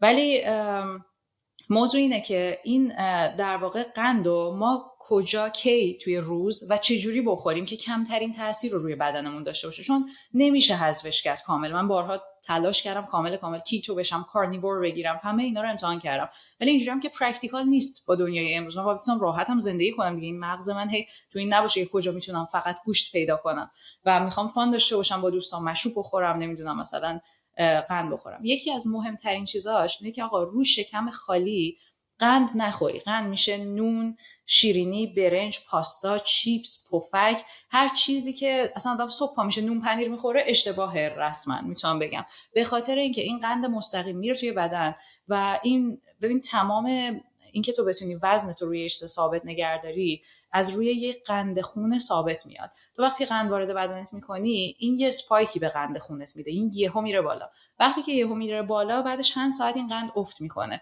حالا این چند ساعت بستگی به گلایسمیک ایندکس اون چیزی که میخوری، الان توضیح میدم گلایسمیک ایندکس چیه. به گلایسمیک ایندکس اون چیزی که میخوری این حالا بستگی داره سریعتر بیاد پایین یا یواشتر بیاد پایین، این دیرتر تو بدنت بسوزه و از بین بره یا سریعتر. تمام در واقع اوورویت بودن و وزن کم کردن و زیاد کردن به این قند خونه ربط داره. حالا اینو میخوام بگم وقتی که ما روی شکم ناشتا قند میخوریم، برای همینم میگن سعی کنین صبحونه‌هایی که فیبر زیاد و پروتئین زیاد داره بخورین، مثلا املت سبزیجات بخورین بدون نون. و اینکه ترتیب غذا هم توی در واقع پلیتتون چجوری میخورین هم مهمه. حالا بخوام گلایسمیک ایندکس رو بگم، ببین کربوهیدرات ها و قندا توی بدن با یه ریت بین 0 تا 100 این اسپایک رو میدن و تبدیل به قند میشن توی بدن. 100 میشه بیشترین و بدترین نوع کربوهیدرات، 0 میشه کمترین. و همش پیشنهاد تمام دکتر تغذیه ها اینه که سعی کنید اون کمترینا رو بخورین. برای همین میگن نون سبوسدار بخورین، چون این فیبری که توی نون سبوس داره باعث میشه که این یه ذره دیرتر اون سپایکش افت کنه، اصلا دیرتر سپایک بده، یعنی کم یواش یواش توی خون تبدیل به در واقع انرژی و قند بشه و در واقع سریعتر هم یواشتر هم این سپایک قند بیاد پایین. به خاطر همین حالا تو حساب کن ما میگیم نونی بخورین که فیبر داره، ولی از اون ور اگر تو بتونی غذای فیبردار با قند میکس کنی و بخوری، تو یه بشقاب رو تصور کن که توش سبزیجات هست که فیبر داره، یه مقداری ماهی هست و برنج هست. همیشه میگن که اگر میخواین قند خونت با این ظرف خیلی نره بالا که 2 ساعت بعدش گرسنه بشی، اول سبزیجات رو بخور، یعنی در واقع اول سالاد بخور که اون فیبر معدت رو بگیره که باعث شه این قند خونت یهو نره بالا که بعد از 2 ساعت دوباره گرسنه بشی. این باعث میشه که اون برنج یواش یواش توی بدن تبدیل به قند بشه. این یه سری ببینین تریکای خیلی ساده است. چرا از قدیم خیلی همیشه هست که آقا دسر بخوریم، به خاطر اینکه شکم پره و روش وقتی که قند میخوری اون قنده باعث میشه اون سپایک رو نده به در واقع خونه. برای همین من فکر میکنم اینا اصلا دیگه کالری شماری نمیخواد. آقا من دسر خوبه، یعنی دسر اسکیپ نکردن کار منطقی نی. ببین موضوع اینه که قند کلا برای بدن بده. من یه جایی داشتم یه ویدیویی نگاه میکردم میگفت بدن نمیدونه قندو چیکار کنه. این خیلی جمله خوبیه، واقعا بدن ما نمیدونه خیلی قندو چیکار کنه، ولی برای انرژی، به خاطر اینکه ما هیچ کدوم حالا حداقل من الان کیتو نیستم، بدن ما با یه مقداری قند احتیاج داره که مثلا بخواد فانکشن کنه. ولی موضوع اینه که دسر تاثیر بعدش رو میذاره، اما شاید اگه بخوایم علاوه ویت لاس بهش نگاه کنیم اون تاثیر بعد رو نداره. حالا هر روز که آدم بهتره حداقل دسر نخوره، ولی دارم میگم این ترتیب خوردن خیلی مهمه. ناشتا واقعا ببین کورن فلیکس، اوت میل که الان خیلی مد شده، گرانولا بار، اینا پر قنده، یعنی اصلا میخوری درجا مثل موشک میشه بدن اصلا، یعنی گلوکوز میره بالا، قند اصلا وحشتناکه. آره و همه اینجوری که خب اوت میل مثلا سالمه، آره سالمیش به خاطر اینه که فیبر داره و اینکه مثلا ویتامین بیش از مثلا فلان چیز بیشتره، ولی مجموعاً اگر بتونیم صبح حالا مثلا بخوام پیشنهاد بدم تخم مرغ، بیکن سالم یا آووکادو، مثلا حالا بگیم مثلا توی جایی مثل ایران شاید آووکادو کمتر باشه، سبزیجات پخته، املت اسفناج، چیزای این شکلی آدم بخوره، حتی مثلا یه پروتئین شیک لو کارب آدم بخوره خیلی بهتره تا اینکه اصلا من یه پادکست داشتم گوش می‌کردم، جو روگن و جوی دیاز داشتن با هم دیگه صحبت می‌کردن، بعد دیاز داشت صحبت می‌کرد از اینکه یه دوره‌ای برعکس هی داشت اضافه وزن می آورد و بعد گفت وقتی داشت با دکترش صحبت می‌کرد اسموذی که درست می‌کنی، همه چی موز و همه چی بلند می‌کنی و یه اسموذی می‌خوری، یه حرف خیلی جالبی می‌زد، میگفتش که حالا جدا از این که مثلا اینا خود میوه‌هایی که تو میندازی اونجا فیبر دارن، تو وقتی غذا رو تو دهن میجوی بزاق‌های دهنت همون اول شروع به کار میکنن که بریک کنند غذا رو بشکنن، یعنی پروسش از توی دهن تو و از بزاق دهنت شروع میشه. تو وقتی اسموتی میخوری اصلا این پارت اسکیپ میشه، یعنی صاف از دهن رد میشه میره تو شکمت و همه اینو سریع جذب بدنت میشه. و میگفتش که من یه مدتی مثلا 1-2 تا موز میخوردم و همه میوه رو میاختم رو اسموتی، یه جوری اضافه وزن داشتم پیدا میکردم، فکرم نمیکردم، چون از یه طرفی هم این آرگومنت بود که آقا اسموتی که میخوری خب چون خوردش کردی برای معده خیلی راحت‌تر جذبش دیگه، ولی همون راحت‌تر جذب بودنش داره باعث میشه که تو اضافه وزن داشته باشی. دقیقاً همینه و خیلی‌ها نمیدونن اصلا میوه خیلی قند داره و من میدیدم که به عنوان یه فرهنگه که آدما شبا میشینن یه بشقاب پر میوه میخورن شب بعد شام، بعد و موضوع اینه که قند میوه فروکتوز اسمش دیگه. فروکتوز در واقع خیلی ساده بخوام میگم یه فیلتر کمتر داره تا به چربی تبدیل شه، اینقدر راحت مثلا خود چربی رو داریم میخوریم. و میگم مشکل اینه که مایندست این شکلیه که ما نباید چربی بخوریم و ما نباید مثلا خامه و کره و چیزای این شکلی بخوریم. موضوع اینه که وقتی اونو این کامبینیشن با یک کربوهیدرات میخوری بده، یعنی کربوهیدرات توی بدن چون باعث میشه که ببین ما بدنمون وقتی که شروع میکنه سوزوندن، از قند شروع میکنه سوزوندن تا بعد بیاد اون ذخایرش تموم شه برسه به چربی. ما هی انقدر قند میخوریم نمیذاریم بیاد برسه به این چربیه، به خاطر همین اون قندو که ما میخوریم روش مثلا دارم میگم یه شیرینی خامه‌ای که میخوریم، مشکل خامه نیست، مشکل شکر و آردیه که توی اون در واقع نونشه، به خاطر اینکه اون نمیذاره بعدن اون چربی خامه سوخته بشه. وگرنه رژیم کیتو یه بخش زیادیش مثلا سرشیر طبیعیه، خامه‌های طبیعی، روغن‌های طبیعیه و بدن انسان با اینا خیلی خوبه. یعنی من این شکلی هم که با اینکه خودم کیتو نیستم ولی به نظر من روش درستیه برای اینکه انسان‌ها زندگی کنن. ما کاملا یه اتفاقا میگم یه چیز دیگه هم میدیدم، یه دختره هست توی اینستاگرام خیلی معروفه اسمش گلوکوز گادسه و این میگفتش که اصلا موضوع اینه که یه مقداری هم به اشتباه دارن میگن پروتئین و کربوهیدرات و چربی. کربوهیدرات کاملا آپشناله توی اینا، تو میتونی نخوری و زنده بمونی و هیچ اتفاقی هم واسط نیفته. ولی اینو جرأت داری به مامانم من بگو. مامانم میگه میشه برنج نخوریم. من هر موقع مامانم میاد کانادا یعنی اینجوریه که من تو غذام کاربز ندارم اصلا. میدونی نون نمیخورم، من برنج نمیخورم، ولی بعد مامانم بعد همش اینجوری که حالا یکم اشکال نداره. میگم بابا اصلا باید کامل بذاریمش بیرون. قوت اصلی ایرانیاست آخه. آره نون و برنج نمیخوری اون وقت چربی به اندازه کافی میخوری، چون نمیدونم کربوهیدرات تو روز چیزی میخوری اصلا؟ ببین این من فکر میکنم آخرش اصلا بحث میره به همین سمت که آقا من تا حالا از تو این 35 سال زندگی 10,000 بار 10,000 روش مختلف رو خواستم امتحان کنم. مثلا کلا چیزی که دارم یاد میگیرم تو زندگی اینه که من چجوری میتونم یه چیزی رو تبدیل کنم به یه چیزی که بتونم ادامه بدم. آقا چجوری من میتونم هر هفته پادکست بدم؟ اون یعنی ول کن حالت پرفکتش و خفن ترش. من الان برای من برد نه که من بتونم مثلا روتینمو درست کنم. من چجوری میتونم هر روز برم باشگاه، یه روز پانشم بگم امروز حال ندارم، فردا بگم حال دارم، امروز خستمه، فردا خستم نیست. چجوری میتونم پروداکت بسازم؟ چجوری میتونم، یعنی من اصلا دیگه یه مقداری تمام مغز من نرفته روی این سمت این که من بهترین یه کاری باشه. بهترین بودن یعنی این که تو بتونی، من مطمئن باش 5 سال دیگه همینجوری پادکست دادم بهترین پادکست دارم. مثلا اصلا مهم نیست من چقدر اسکلم، چقدر خوبم، چقدر باحالم، چقدر مشیم، چقدر خفنم، چقدر اینا رو دوستم. فقط یاد گرفتم که الان بفهم که آقا تو میتونی دیسیپلین و کانسیستنت باید تو هر کاری باشی، آخر میشه. میدونی من تو این بازی استارتاپ هم انقدر پاش وای میسم تا بشه، یعنی همه یواش یواش که دارن بازی خدافظی میکنن، دارن مثل فوتبال کفشا رو دارن آویزون میکنن. من هنوز تو بازی ام و اینجوری که چه جوری تو بازی بمونم. اینم راجع به غذام همین. آقا من حالا کالری شمار بزنم، من اینو بزنم، من اونو بزنم، من اینا رو ادامه دارم نمیدم. الان دوباره بگیرین ادامه دارم نمیدم قلبه. من اینا رو ادامه نمیدم. و چجوری من میتونم این کارو همچنان بدم؟ من روشی که بهش نجرسم که آقا من نمیتونم راجع به این قضیه حواسم باشه 24 چی بخورم چی نخورم. رفتم همش امتحان کردم غذا درست کنم. اصلا درست کردن غذا زمان زیادی وقتا برای من مثلا من فکر نکنم ایلان ماسک مثلا داره غذا تو آشپزخونه درست میکنه. یعنی منظورم که انقدر زمان برای من الان مهم، تفریحی 1-2 بار غذا درست کردن میتونم ببینم، ولی من تا جایی که تونستم کارهایی که میتونستم از من هم دیسیژن و هم کار کردم بعضا وقت بگیره رو حذف کردم. لباس شستن از خودم حذف کردم، غذا خوردن رو از چی بخورم از خودم حذف کردم. تا مثلا تو این دنیایی که اینور هستیم تا میشه سابسکریپشن هامو زیاد، من خیلی سابسکریپشن غذا میاد، نمیدونم لاندری میاد، همه تا جایی که میشه تمام سیستمای مثلا پیمنت موبایلم و اینا رو من هم مثلا به رفیقا میبینم میشینن مثلا 4 روز نشستن کاغذا و رسیدا رو دارن پولاشون، همه اینا رو من اتومات کردم. یعنی تا جایی که میشه من از خودم تصمیم ها رو دلیگیت کردم به شکل حالا هر طوری که میشد.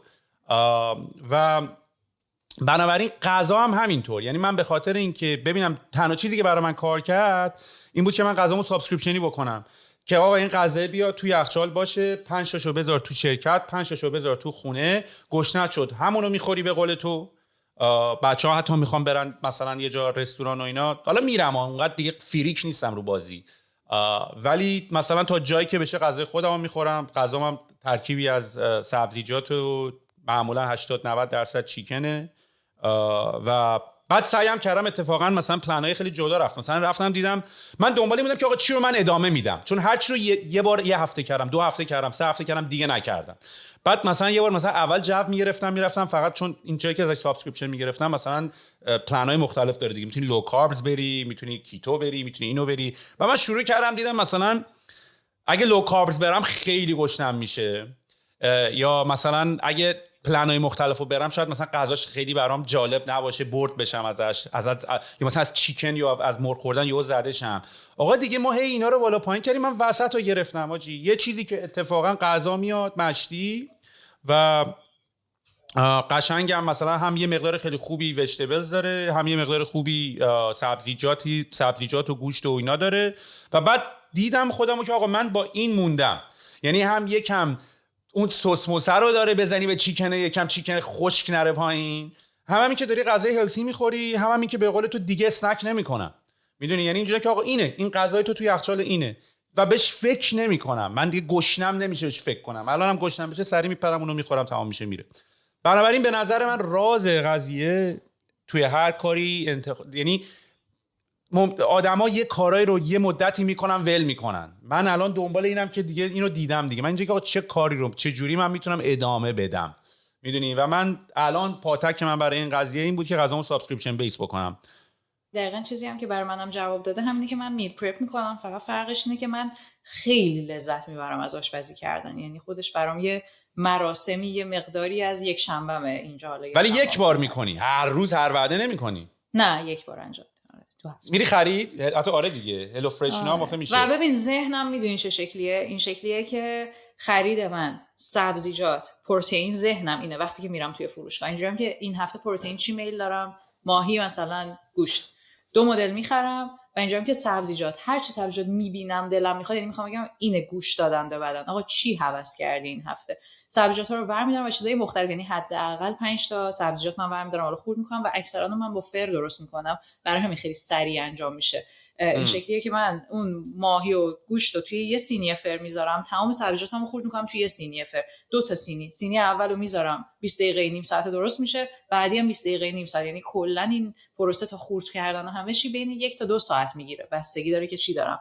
یعنی من 2 ساعت غذای تقریبا کل هفتهمو درست میکنم و یه وقتایی هم اگه احساس کنم یه تایمیه که این هفته حس می‌کنم من قراره بیشتر بخورم، یا خانم‌ها حالا به خاطر اون سایکلاشون و چیزای اینجوری واقعا یه هفته‌ای آدم سر قند بیشتر بخوره، یه ذره مثلا اورنایت اوت و چیزای اینجوری پریپر می‌کنم، یا دیگه اون هفته‌ها سخت نمیگیرم. یعنی این خیلی مهمه که آدم دیگه بدن خودش رو داغون نکنه به خاطر اینکه چیزا، یعنی به کریوینگت هم پاسخ بدی دیگه. بعد اصلا کلا آره، و از یه طرف دیگه بعد از یه مدتی هم ببین یه احساس شاخی هم به دست میده که داداش من دیگه برده این مغزه نیستم، این هر موقع گوش نشه بگی اینو بخور منم برم همون رو بخورم.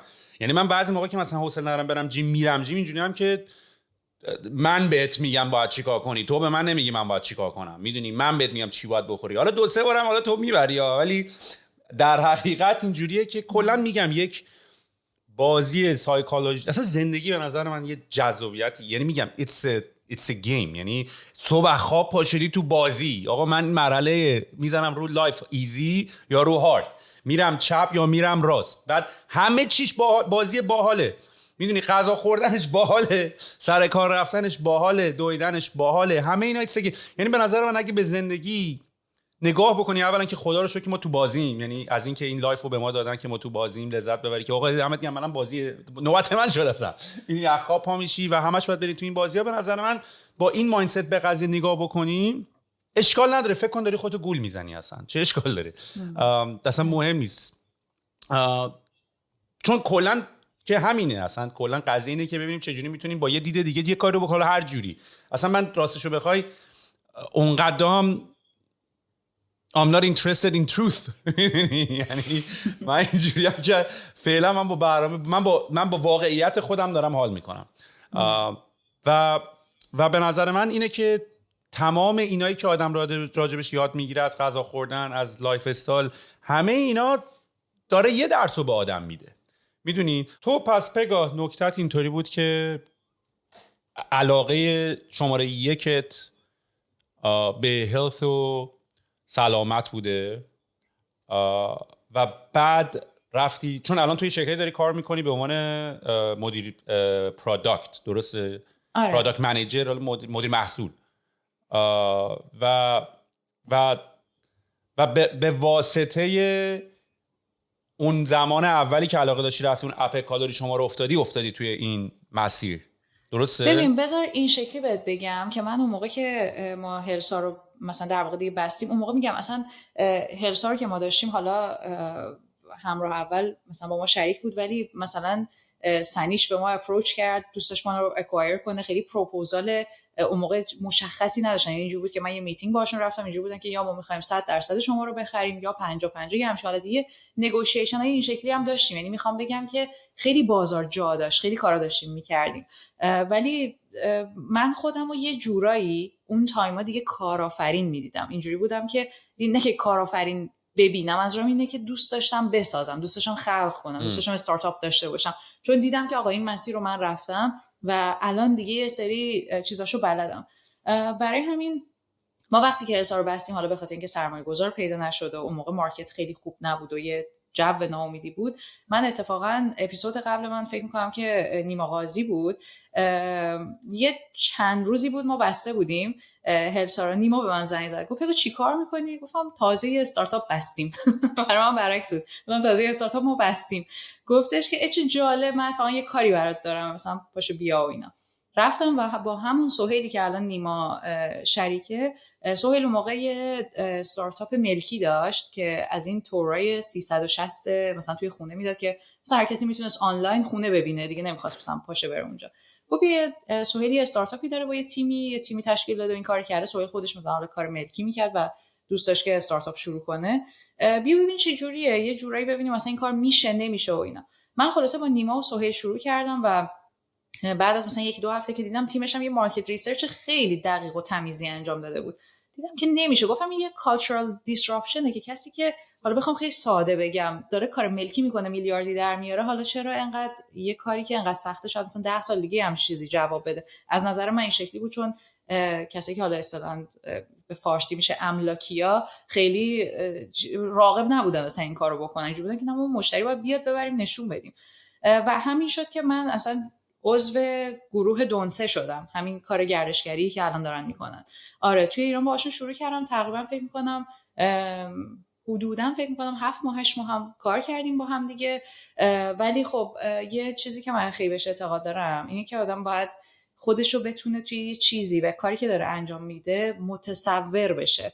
خیلی این کار از فضای تکی که من توش کار کرده بودم و بهش عادت داشتم دور بود و احساس میکردم یه چیزیه که در نهایت شاید نتونه اون چیزی که من از خودم میخوام یا دارم در آینده متصور میشم و بهم بده. مخصوصا میگم با شرایطی که اون موقع توی ایران خیلی حداقل منو که میدونستم من میتونم به راحتی پاشم برگردم بیام سوئد خیلی ناامید میکردن، خیلی راحت بخوام بگم.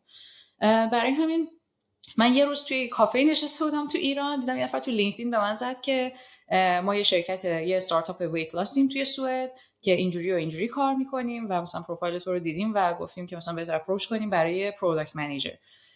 و من باهاشون اینترویو رفتم و یه اتفاق خیلی جالب که افتاد اینه که من تز مسترمو راجع به مارکت هلت تک سوئد نوشتم و راجع به 5 تا اپ پزشکی آنلاین سوئد نوشتم و این 5 تا اپ رو با هم مقایسه کردم. نه در واقع میتونم بگم خفن ترین و مارکت لیدر اینجا مین دکتره که مای دکتر میشه اسمش، اپ پزشکی آنلاینه.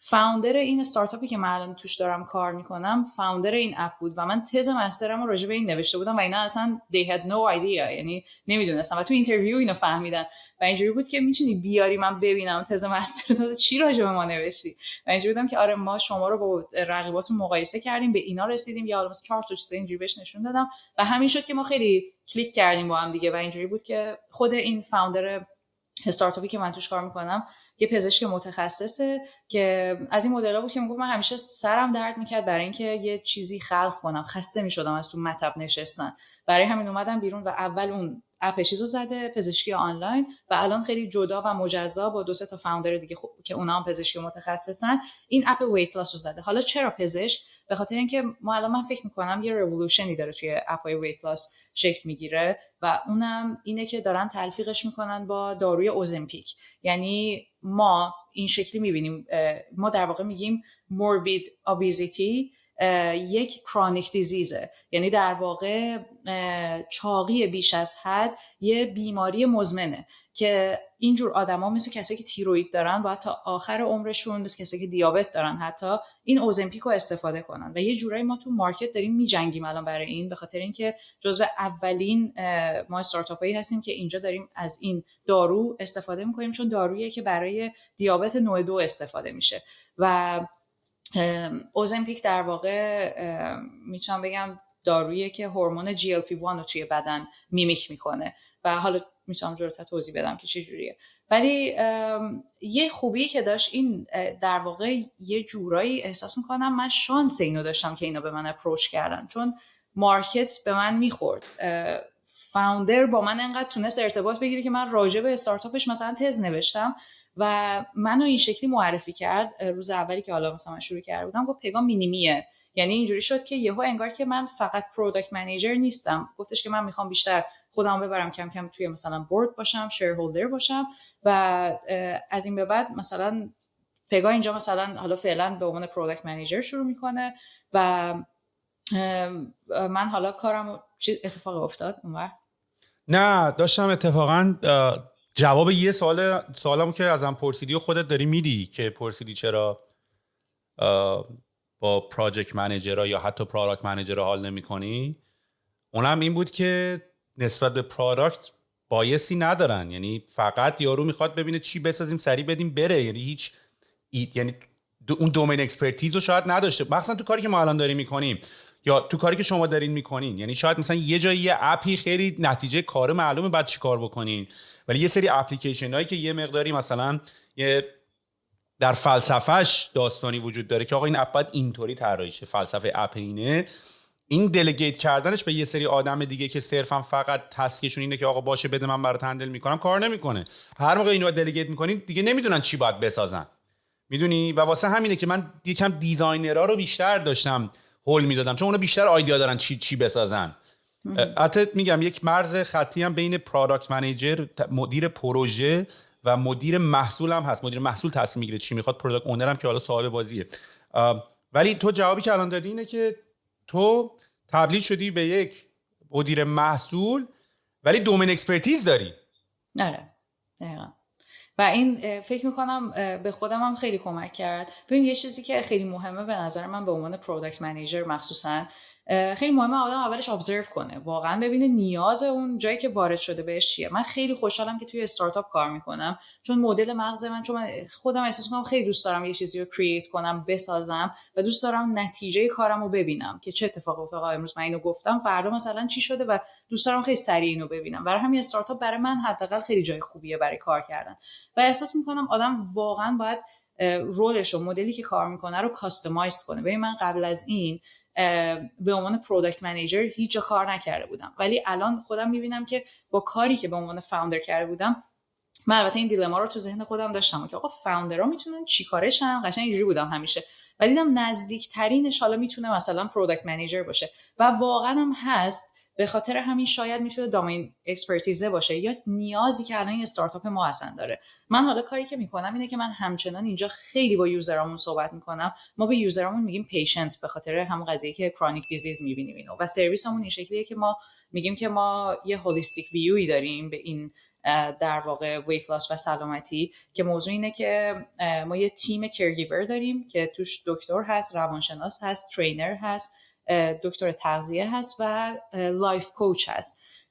اینا با در واقع اون پیشنت های ما در تماسن. جدا از اون ما یه اپی داریم کنارش که یه سری فیچرها داره، مثل یه سری مثلا جرنی داره، چیزای مختلف داره. مثلا ما مثلا الان تو این اپ ویت کرو برامون خیلی مهمه. این کرو اصلا یه چیزیه که خیلی موتیویتد میکنه در واقع پیشنت های ما رو، چون یه تلفیقی از سرویس و پروداکت داریم میدیم و خب این سرویسی که داریم میدیم اسکیلبل نیست. ما باید سعی کنیم بتونیم با این پروداکت یه مقداری اصلا کل استارتاپ رو اسکیلبل کنیم.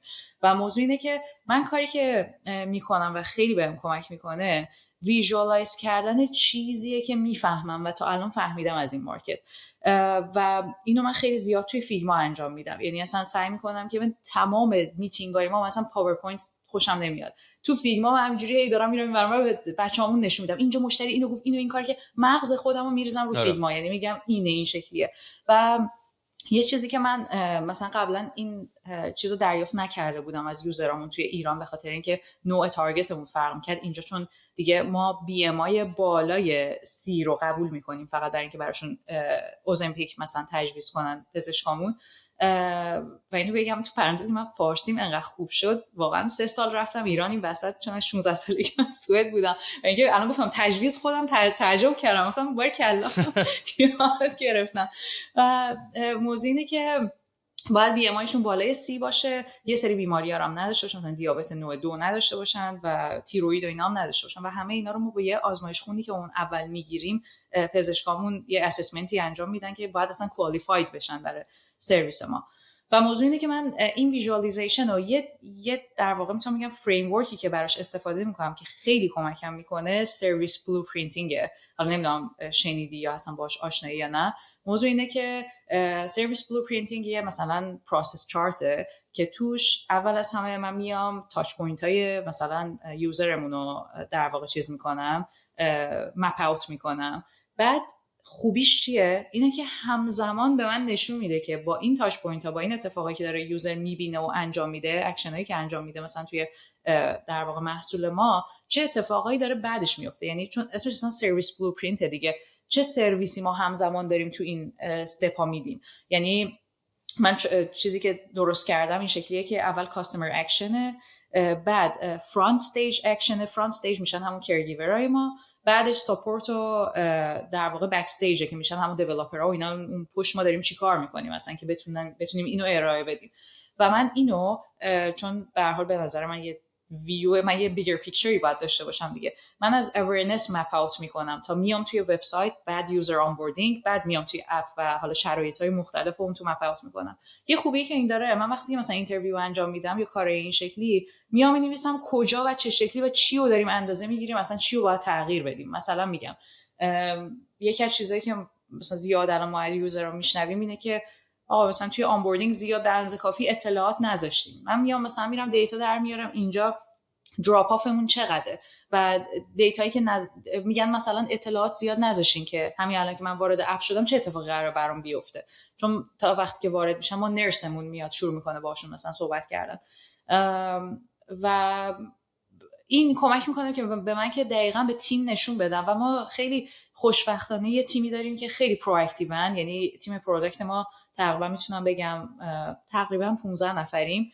و حالا یه وقتی کم و زیادتر میشیم و این تیم 15 نفره دیولپرها واقعا ببین تشنه اینن که بدونن کمک کنن و کار انجام بدن. من روزای اول یه ذره باهاشون دعوام میشد برای اینکه اصلا دیولپر تا حالا اینجوری ندیده بودم، اینجوری بودن که ما اینو میگیریم میبریم انجام میدیم، تو فقط ریکوست بده، تو فقط این کارو کن. و برام خیلی جالب بود، من نمیدونستم چه جوری همچین تیمی رو راستش رو بخوای اولش هندل کنم. و من یه منتور پروداکت دارم آمریکاییه، تو آمریکا زندگی می‌کنه، یه مرد مثلا 60 ساله است، سال‌ها مثلا پروداکت منیجر بوده و اینا. هفته یه بار با اون حرف می‌زدم، اونم یکم تعجب کرده و راستش رو بخوای با اون همه تجربه میگفتش که خب مثلا این کارو کن، نمیدونستیم چی کار کنیم این تیمو، تا اینکه من کم کم تونستم الان راه پیدا کنم واسش.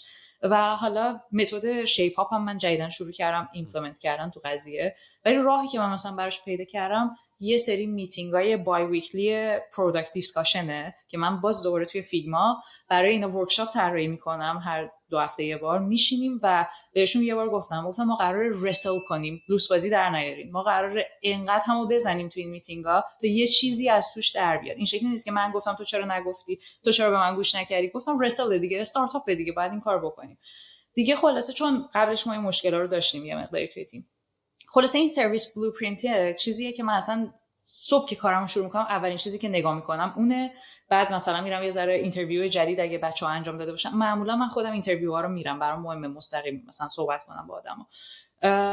و اینکه شیپ اپ هم اینجوری من فعلا حداقل تونستم ببرم جلو که ما فیچرهایی که شروع میکنیم مثلا میخوایم در واقع یه مثلا استارتی بهش بزنیم، شروع کنیم ورژنا رو تعریف کردن. یعنی من یه دیزاینر میارم، یه دونه یا 2 تا دیولپر میارم، یا حالا تک لیدو میارم و کسی که به درد اون فیچر بخوره و شروع میکنیم شیپ کردن. این میگه اون میگه، مینویسیم در میاریم تو فیگما مثلا میذاریم و اینا.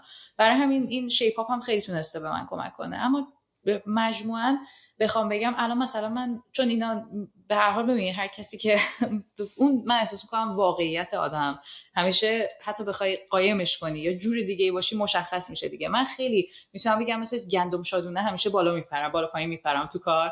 بعد این باعث شده که اینا میبینن من این شکلی ام، هی بهم کار اضافه تر میدن. حالا جدیدن ما خب کانتنت خیلی مهمه توی کارمون، مثلا آرتیکل باید مثلا داشته باشیم، SEO قوی داشته باشیم. از یه طرف دیگه مثلا ما کیرگیورامون وقتی در تماسن با در واقع پیشنتامون باید بهشون یه سری اینستراکشن بدن که اینا تو قالب PDF ما باید حالا بتونیم اونا رو مثلا درست کنیم. حالا برای مارکتینگ خیلی کانتنت خیلی زیاده.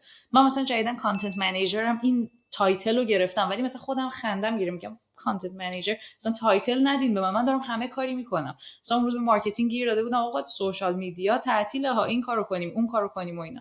و خوشحالم از این که این استارتاپ کشش اینو داره که من این کارو باش بکنم. یعنی اینجوری هم که آقا من دوست دارم که همه جا تاثیرگذار باشم.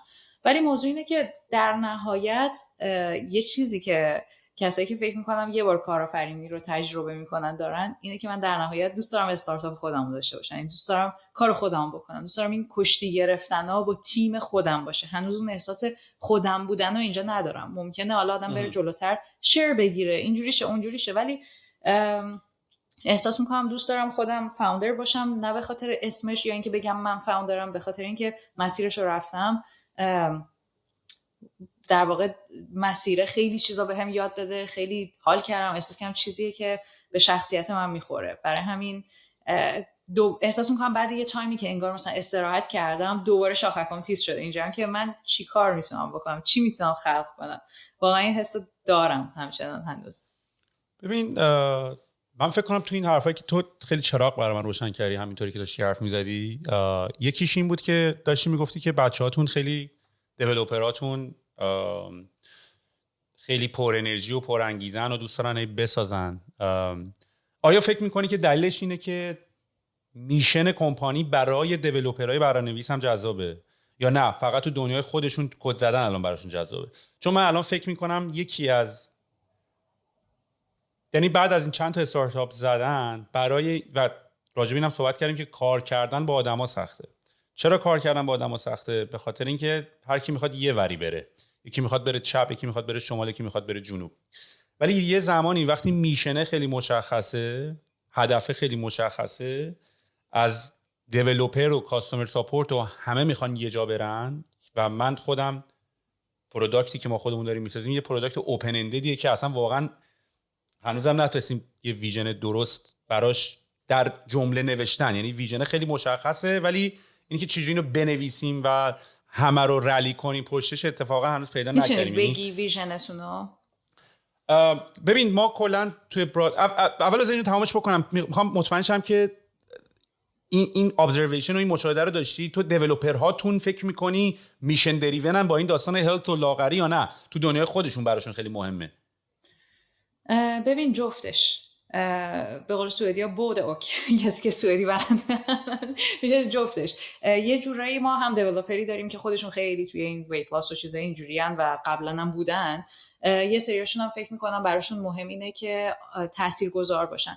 یه چیز دیگه هم که داره اینا نظر خود منه. ببین ما الان اینجوریه که کوفاوندرها بعد خیلی نزدیکیم همه به هم. یعنی منظورم اینه که ما میتینگای الکیمون همینجوری کوفاوندرها نشستن داریم حرف میزنیم.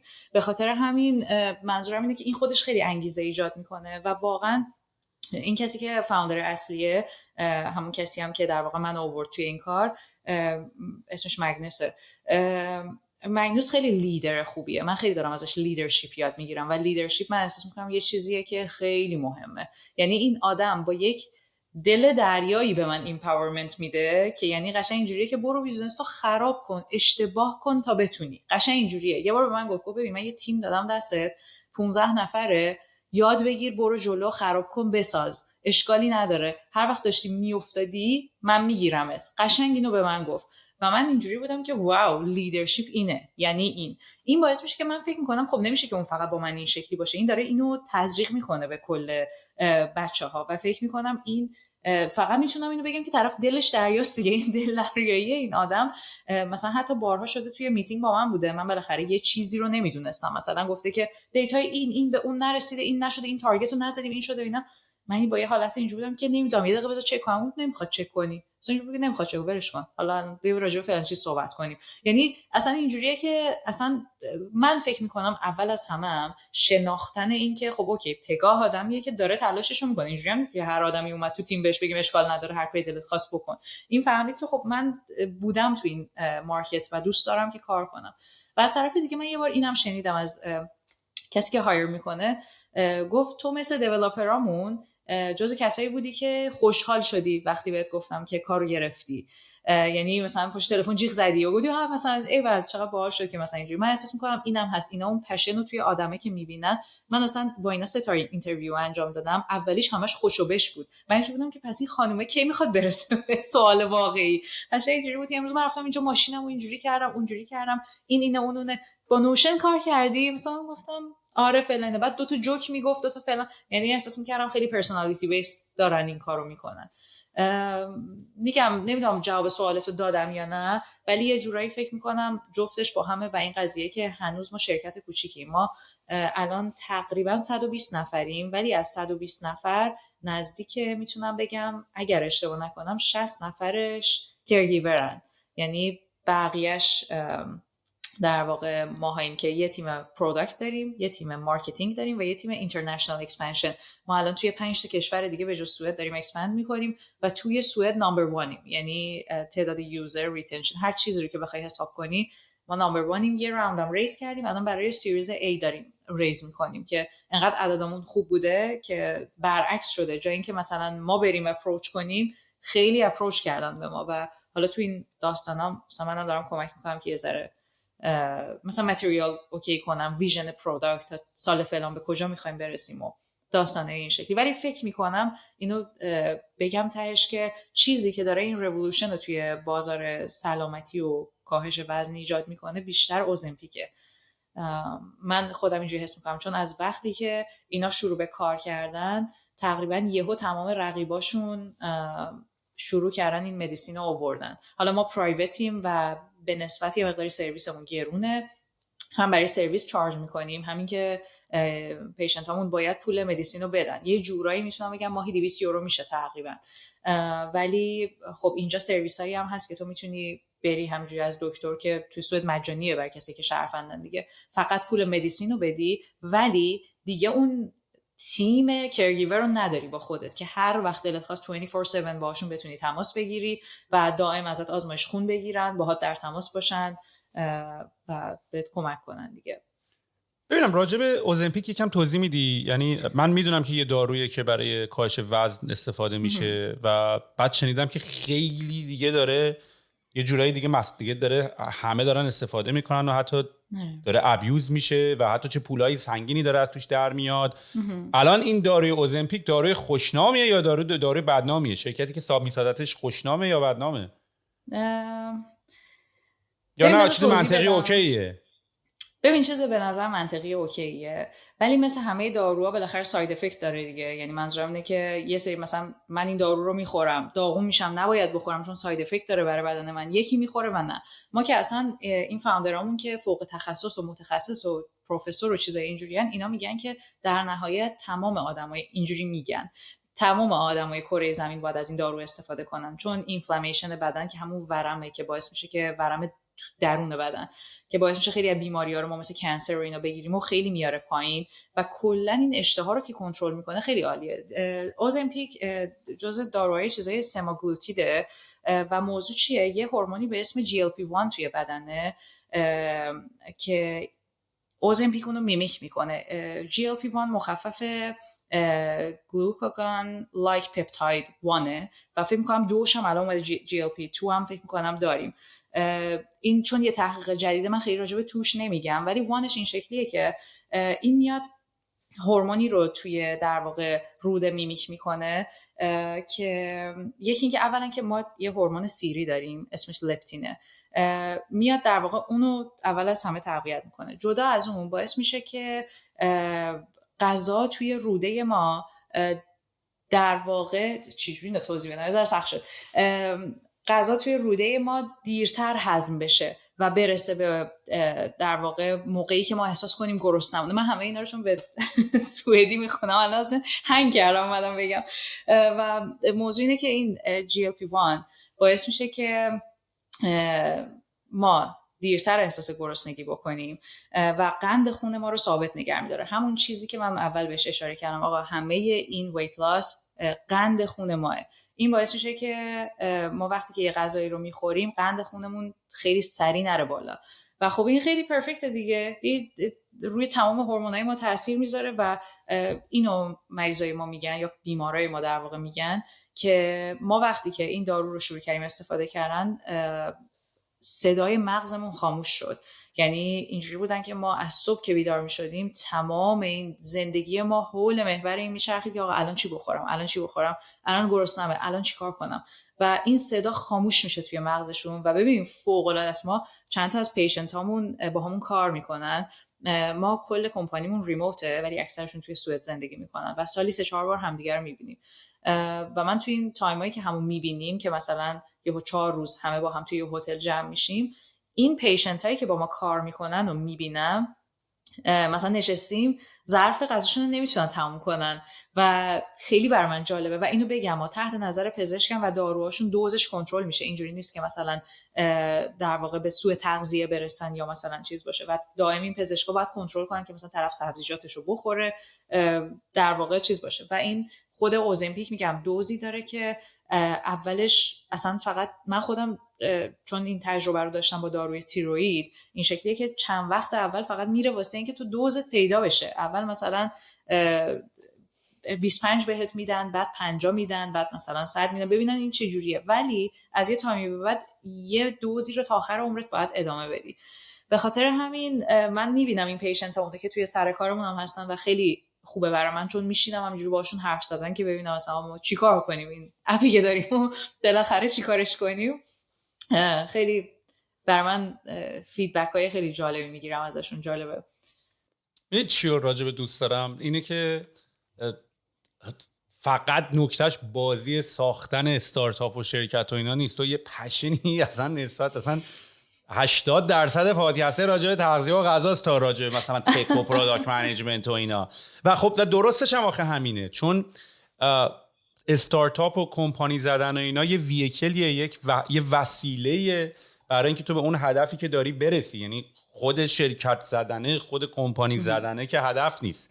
میدونی ویژنی هم که تو حتی من پرسیدی برای بهتر مثلا فکر میکنی چیه، ببین ما یه تولی ساختیم، تو هر سرویسی که میخوای بسازی، من یعنی تجربه شخصی من اینه، تجربه شخصی من این بود که آقا من بچگی ایده میده زیاد داشتم، می‌خواستم چیزی بسازم. من اصلا پسی که وارد این دنیای تک و استارتاپ شدم به خاطر این نبود که این تک و استارتاپ خیلی علاقه داشتم بود بریم چیزی، من ایده زیاد داشتم. من می‌خواستم سایت مدرسه‌مون رو می‌خواستم بسازم، یه قسمتی که خرید و فروش وسایل تو بچه‌ها تو مدرسه بکنم، آهنگ چر بکنیم، یه جا باشه بچه‌ها بیان با هم صحبت بکنن. اون موقع که اصلا این طولا نبود، تلگرام و ملگرام و اینا. یعنی هر بار به بهانه یه ایده‌ای من یه کاری رو می‌خواستم شروع کنم. هر بار که می‌خواستم یه کاری شروع بکنیم و هی اسکیلش هم می‌خواستی بزرگتر کنی، این رفتی دیگه به سمت کمپانی زدن، اصلا بازی دعوت شد. یعنی مثلا اینطوری بود که آقا من می‌خواستم مثلا یه سایت موزیک درست بکنم، حالا دیزاینر بگیر و دیولپر بگیر و اینو بگیر و فاند ریز بکنیم و ثبت شرکت بکنیم و این کارا رو بکنیم و اون کارا رو بکنیم. و بعد من دیدم که خب پس و دیدم این حاشیه دوره یه کاری رو کردن خیلی زیاده. میدونی اینی که تو می‌خوای یه کاری رو شروع کنی، بعد اون وقت تو فقط میرسی انگار که 3 4 5 6 تا ایده رو شاید زنده بکنی که حالا فوکس هم توش مطرحه ها، ولی کلا منظورم اینه که حتی تست کردن ایده های مختلف هم یکم زمان بر میشه. یعنی تا تو یه چیزی درست بکنی، حالا ببینی کار میکنه کار نمیکنه، فقط تو دیولپرات بیان و بسازن و ام وی پی تو بزنن. اصلا ام وی پی زدن کاستلیه الان. ام وی پی من یه ایده کامیونیتی دارم، میخوام چیزی درست کنم، مثلا میخوام چیزی شبیه پینترست درست کنم مثلا برای اینتریور دیزاینرها، یه چیزی شبیه اینستاگرام درست کنم برای مثلا کسایی که مثلا طراحی داخلی میکنن، میخوام مثلا یه ساوند کلاود نیش درست کنم مثلا برای اونایی که فقط موزیک فیوژن درست کنن. و خب این الان هزینه بره ساخته یه همچین پروداکتایی. و با هر بار که مثلا می‌خواستیم یه تولی درست بکنیم، اینی که تو حالا بیا سرچ درست بکنه، حالا تیمت بیاد نوتیفیکیشن درست بکنه و بیاد ممبرز منیجمنت درست بکنه و سیستم لاگین درست کنی و دیتابیس ها رو ستاپ بکنی و سی ام اس رو راه بندازی و سی آر ام تو درست کنی و تولای ایمیل تو وصل کنی و فالوآپ تولات وصل شو، زپیر بزنی، یعنی هر بار تو یه کمپانی درست میکنی یه پروسه خیلی سنگینی داره برای که باید کمپانی بزنی براش. یعنی هر موقع یه ایده داری باید کمپانی بزنی براش. و هر بارم که کمپانی من مثلا 2-3 بار 3-4 بار زدم، به هر حال یه درصد خیلی زیادی شیرده، میدونی، برای یه درصدی از کارا. حالا درسته که بعدش، ولی برای ستاپ کردن کمپانی و حالا سیستم ایمیلاتو درست کنی و سیستم ایمیلای ترانزکشنال تو درست کنی، سیستم ایمیلای مارکتینگ تو درست کنی و سیستم یوزر منیجمنت و ساین اپ تو درست بکنی و بعد هر بارم که اینا رو درست میکنی که دیگه خودت میدونی دیگه، تو یه صفحه لاگین هم میخوای درست بکنی، اگه یوزر اگزیستینگ باشه، اگه اگزیستینگ نباشه، چه ارور مسیجی بدم که سوتی ندم که این یوزر رجیستر کرده اینجا اون تو، یعنی و 10 بار این کار هر رو می‌خواستیم کمپانی بکنیم کردیم. یا یه بار نمیشه یه بار یه لاگین منیجمنت خفن بسازیم این کار کنه دیگه بر بیزنس بعدی که هست، مثلا ممبر فول و اینا هم الان همه رفتن به این سمت. یعنی الان تولایی میتونی پیدا بکنی که یا مثلا میخوای توی اپت میخوای مثلا دایرکت مسیج بذاری، آقا یوزراتون بتونن به هم دیگه مثل اینستاگرام و جای دیگه که میتونن دایرکت مسیج بزنن. خیلی جالب بدونی برای سرویس ترد پارتی راحت بخوای استفاده کنی نیست، تو بخوای از همچین تولی استفاده بکنی، چون دلایل قانونی هم داره، دیتا استوریج داره و این داستانا رو داره. یا سرچ هم اگه بخوای درست بکنی ممکنه بگی آقا الگوریتم، ولی ایمپلمنت کردنش و درست کار کردنش اینا همه کار سختیه. یعنی عموما اون بنده خدایی که ایده داره رو تو تبدیل میکنی به یه تکگای، میدونی، که باید بره یه شاخ غول شاخ نه شاخ غول. من شنیدم اینو اشتباه گفتی.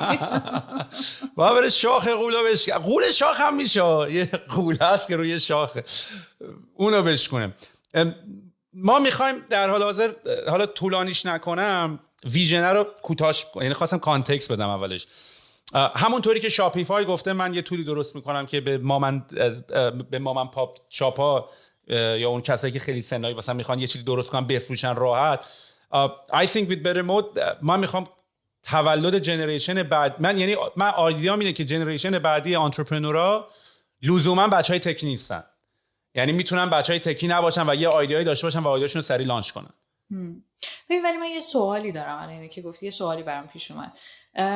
من کاری که الان دارم اینجا میکنم، یه استارتاپی که الان هست تقریبا 1.5 سال تا 2 ساله که شروع کرده، ولی خب مثلا پروداکت منیجر دیگه ای نداشته. وقتی هم که من شروع کردم 2 ماه بود یه دیزاینر اضافه شده بود، یعنی واقعا دیگه کوفاندرها داشتن کار میکردن و با چند تا مثلا دیولپر و اینا.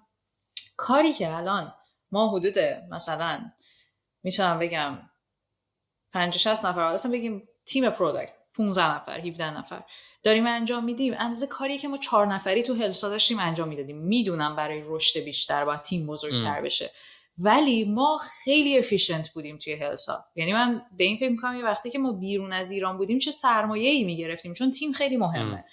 و من ورک پارتنرم یه نفری همچین اپی رو خیلی بهتر از این چیزی که ما الان داریم، چون الان دیزاینش خیلی جالب نیست، چون دیزاینر مثلا تازه اومده. ما اون یه نفری تونسته بود یه همچین اپی بزنه و با حالا پرفکشنیستی من که اینجا رو عوض کنم، اینجا میرفتم تو دریبل نگاه میکردم میومدم گفتم این کارو کن اون کارو کن، با اون تونستیم. چون من بیشتر حالا پروداکت منیجر هر کی توی یه چیزی خوبه، من خیلی ذهنم سمت دیزاینه و اینجوری بودم که این چیه داستانش. این چیه داستانش که در واقع ما 4 نفری میتونستیم کار این همه آدمو بکنیم و فریکشن ها کمتر بود، ویست کمتر بود و چقدر کاست افیشنت بود. ببین من اولین پروژه‌ای که اومدم اینجا گرفتم، اینا خب فیچرهای مختلف داشتن، به من گفتن که بیا به عنوان اولین پروژه‌ای که میخوای شروع کنی کالری کانتر شروع کن. من دیدم که یس، من روی این 2-3 سال کار کردم و الان میبریم جلو و عالی میشه و مثل همون موقع سریع و مثلا چه میدونم آن تایم و فلان. بعد مثلا دیدم ما تو 1 ماه کالری کانتر رو بردیم بالا، اینجا 4 ماه طول کشید. این چیه؟ موضوع چیه؟ ببین این سوالیه که من و کوفاندرم و بچهای شرکت خیلی با هم صحبت میکنیم، چون هممون تجربه‌های رشدی سریع هم داشتیم، بعد اینجا قفل شدیم. حالا بماند به 1550 دلیل، یعنی انقدر لایه داره این دلایل. لایه‌های اولش اینه که ما همه مهاجرت کردیم و اصلا زندگی مهاجرت شده اون استیبیلیتی و اون منطقی که تو ایران داشتی و پیش خانواده‌ات بودی و بعد میرفتی حالا سر کار حال میکردی و یعنی تو به هر حال آلردی از یه شرایط خیلی سختی داری میای و کار کردن بیشتر جدا از حالا بحث فان و حالش یه حالت جنبه سروایول و اینا هم داره. یعنی تو داری خودتو تو این سوسایتی جا میندازی و یعنی مهاجرت خودش یکم بازی رو سخت کرده و نه فقط هم برای تو، حالا هم تیمی با فرهنگ‌های مختلف، هم تیمی با کالچرهای مختلف. اونا بچه‌ای که اومدن خودشون خیلیاشون مهاجرن، اونا هم مثلا 1000 تا بدبختی دیگه تو خونه دارن که ما خبر نداریم و 1000 تا جنگ دارن، هنوز خونه‌هاشون درست نشده، هنوز کووید کرونا اگه یادت باشه بچه‌ها خونه‌های 2-3 خوابه که نداشتن که همه خونه باید کار می‌کردن که حالا هر کی مونده بود زنش صبح تا شب تو قیافه هم داشتن. یعنی من یادم مثلا یارو اونور نشسته اصلا نمی‌تونی میکروفون صحبت بکنی صدای همدیگه تو میکروفون همدیگه نره. یعنی از اینجا تو بگیر که مشکل‌ها آغاز می‌شود. به اضافه اینکه خب بچه‌های ایرانی خیلی خفنن و ما طول کشید برای این نتیجه برسیم که بچه ایرانی خیلی خفنن و به خاطر همین داستان حالا اونم باز میتونم برات لکچر بدم که چرا یه همچین اتفاقی میفته. یعنی از زمان CD کینگ گرفته که بچهای ایرانی با نرم افزار کرک شده و اینا تجربه خیلی زیاد دارن و استفاده کردن از تولای خیلی زیاد، به اضافه باهوش بودنشون و به اضافه اینکه مجبور بودن آچار فرانسه باشن و همه کاری رو بکنن، اینجا با یه نفر رو میگیری اینطوری که آقا من این دکمه رو برات خوب میزنم ولی دیگه حوصله ندارم اون کارا رو برات بکنم. و بعد یه مقداری فکر کنم باز بالاتر رفتن سن و عوض شدن اولویت‌های زندگی دیگه. الان شاید برای خیلی اتفاقا دیروز که بچه‌ها داشتم با من صحبت می‌کرد میگفت تو جزء معدود افرادی هستی که هنوز انقدر انتوزیازم و انقدر اکسایتمنت برات وجود داره. الان اولویت‌های آدم‌ها تو زندگی خیلی عوض شده که حالا بخوام برن سر کار و یه پروداکتی بسازن و منم دقیقاً مثل تو هم دقیقاً هم شکلم. آره یعنی مثلا سفر رفتن و زندگی منطقی و ورک لایف بالانس و نمیدونم اینا خیلی برای آدم‌ها جذابیت اینطوری داره. اینجا که سوئد واقعا وحشتناکیه همچین چیزی. ببین یعنی یه جوری اولویتشون بچه و خانواده و اون اتفاقاییه که با اونا میفته. من یه وقتایی تو کار بهم بر میخوره اینجوری هم که آقا نشستیم اینجا داریم کار میکنیم و بچه‌م این شده دارم میرم این کار میکنم. یعنی خیلی ذهن من مدل آمریکایی فکر میکنم یه مقدار این سبک کاری. من اصلا خیلی تایم کاری نمیفهمم. یعنی اینجوری که دارم هفته شب کار میکنم، وقتی 9 شب 6 صبح 5 صبح هر وقت که اصلا وقت داشته باشم و بتونم و کار داشته باشم. اصلا اینجوری که آقا من کار دارم، میدونی؟ آره پولزا عوض شده و اصلا یکم الکی، حالا هی میگن راحت تر شده ولی پیچیده اضافی شده. یعنی تو میگم دیگه، یعنی تو یه اپ میخوای بیار دیوابس بیار، اونو بیار، اینو بیار، اونو ببر، پیچیدگی تولا، پیچیدگی پروداکتا، وضعیتی که اصلا الان اقتصاد دنیا طوری شده که ما استارتاپ هایی که عادت به رشد سریع داشتیم مثلا به ما گفتن ترمز بزنین تا ببینیم اینترست ریت ها چی میشه، وضعیت چطوری میشه. میگم خیلی هست، یعنی میتونم برای تا زمان خیلی زیادی بگم ولی راستشو بخوای دلیل بزرگش به نظر من تالنته. ببین دلیل داره آدم ها مثلا چه کشورهای مختلفن دیگه و تو کانادا فیلم، حالا کانادا مثلا خوب نیست اینجا فیلم میسازن ولی به خاطر قیمت پایین بودن دلارش نسبت به آمریکاست. البته خب یعنی فیلم‌ها رو میان اینجا میسازن ولی همه میرن هالیوود فیلم میسازن. یعنی مثلا و اونجا یه حالت، میدونی مثلا تو وقتی ما تو اینداستری بزرگ رو ندیدیم ولی وقتی تو اینداستری بزرگ رو میبینیم مثلا فیلم ساختن تو هالیوود اینجوری نیست که مثلا تو بیای دونه دونه آدم اینترویو کنی بعد ببینی این فیلم بردار خوبیه، این فیلم بردار بدیه، من برم ببینم مثلا این صدا بردار خوبیه، این صدا بردار بدیه، بعد استخدام اشتباه کنم، بعد تیمم همه چی پروفشنالی کانترکت بیسه. آقا من یه تیمو با جاش میگیرم برای صدا برداری، یه تیمو با جاش میگیرم برای فیلم برداری، یه تیمو با جاش میگیرم برای مارکتینگ، یه تیمو با جاش میگیرم و تو یه پروژه رو تا 1-2 سال تمام میکنی. یعنی من همیشه برای من خیلی سواله که آقا مثلا کریستوفر نولان هم فیلم میسازه 8 سال طول میکشه فیلم میسازه، مثل ما که یه استارتاپ میزنیم 8 سال طول میکشه، یا نه فیلمو با این همه آدمو با این بساطو چجوری اینا جمعش میکنن؟ یعنی من وقتی به اینداستری دیگه نگاه میکنم اتفاقا وی آر جوک، میدونی؟ یعنی با این وضع و با این سنگ اسم خودم استارتاپ و اجایل گذاشتیم اینجوری که داشت تو 10 سال فقط داری یه چیزی میسازی، میدونی؟ و بعد فهمیدم که خب ما خیلی مال ما یه مقداری خیلی خاکیه. برم یه آدم از تو خیابون پیدا بکنم، برم یه نفر رو پیدا کنم، برم خودم فیگور اوت بکنم، برم خودم راشو پیدا بکنم، برم خودم اینجوری بکنم، میدونی؟ و واسه همینه که یه مقداری سخته بخوای کردیت هم سخته و هم دزرو میکنن ملت که یه زمانی که یه نفری برده هم خیلی به یه نفری که تو بازی برده نمیتونی بگی دمت گرم. یعنی اول از همه که میتونی بگی دمت گرم بخاطر اینکه با کلی وریبل سر و کله زده، ولی از یه طرف هم نمیتونی بگی دمت گرم چون اینقدر وریبل زیاده معلومه نیست چند تا وریبل به نفع تو تموم شد چند تا وریبل به نفع کی دیگه تموم نشد. میدونی یعنی هم یه دمت گرم خیلی سنگین داره هم یو ریلی گاد لاکی خیلی گندم داره.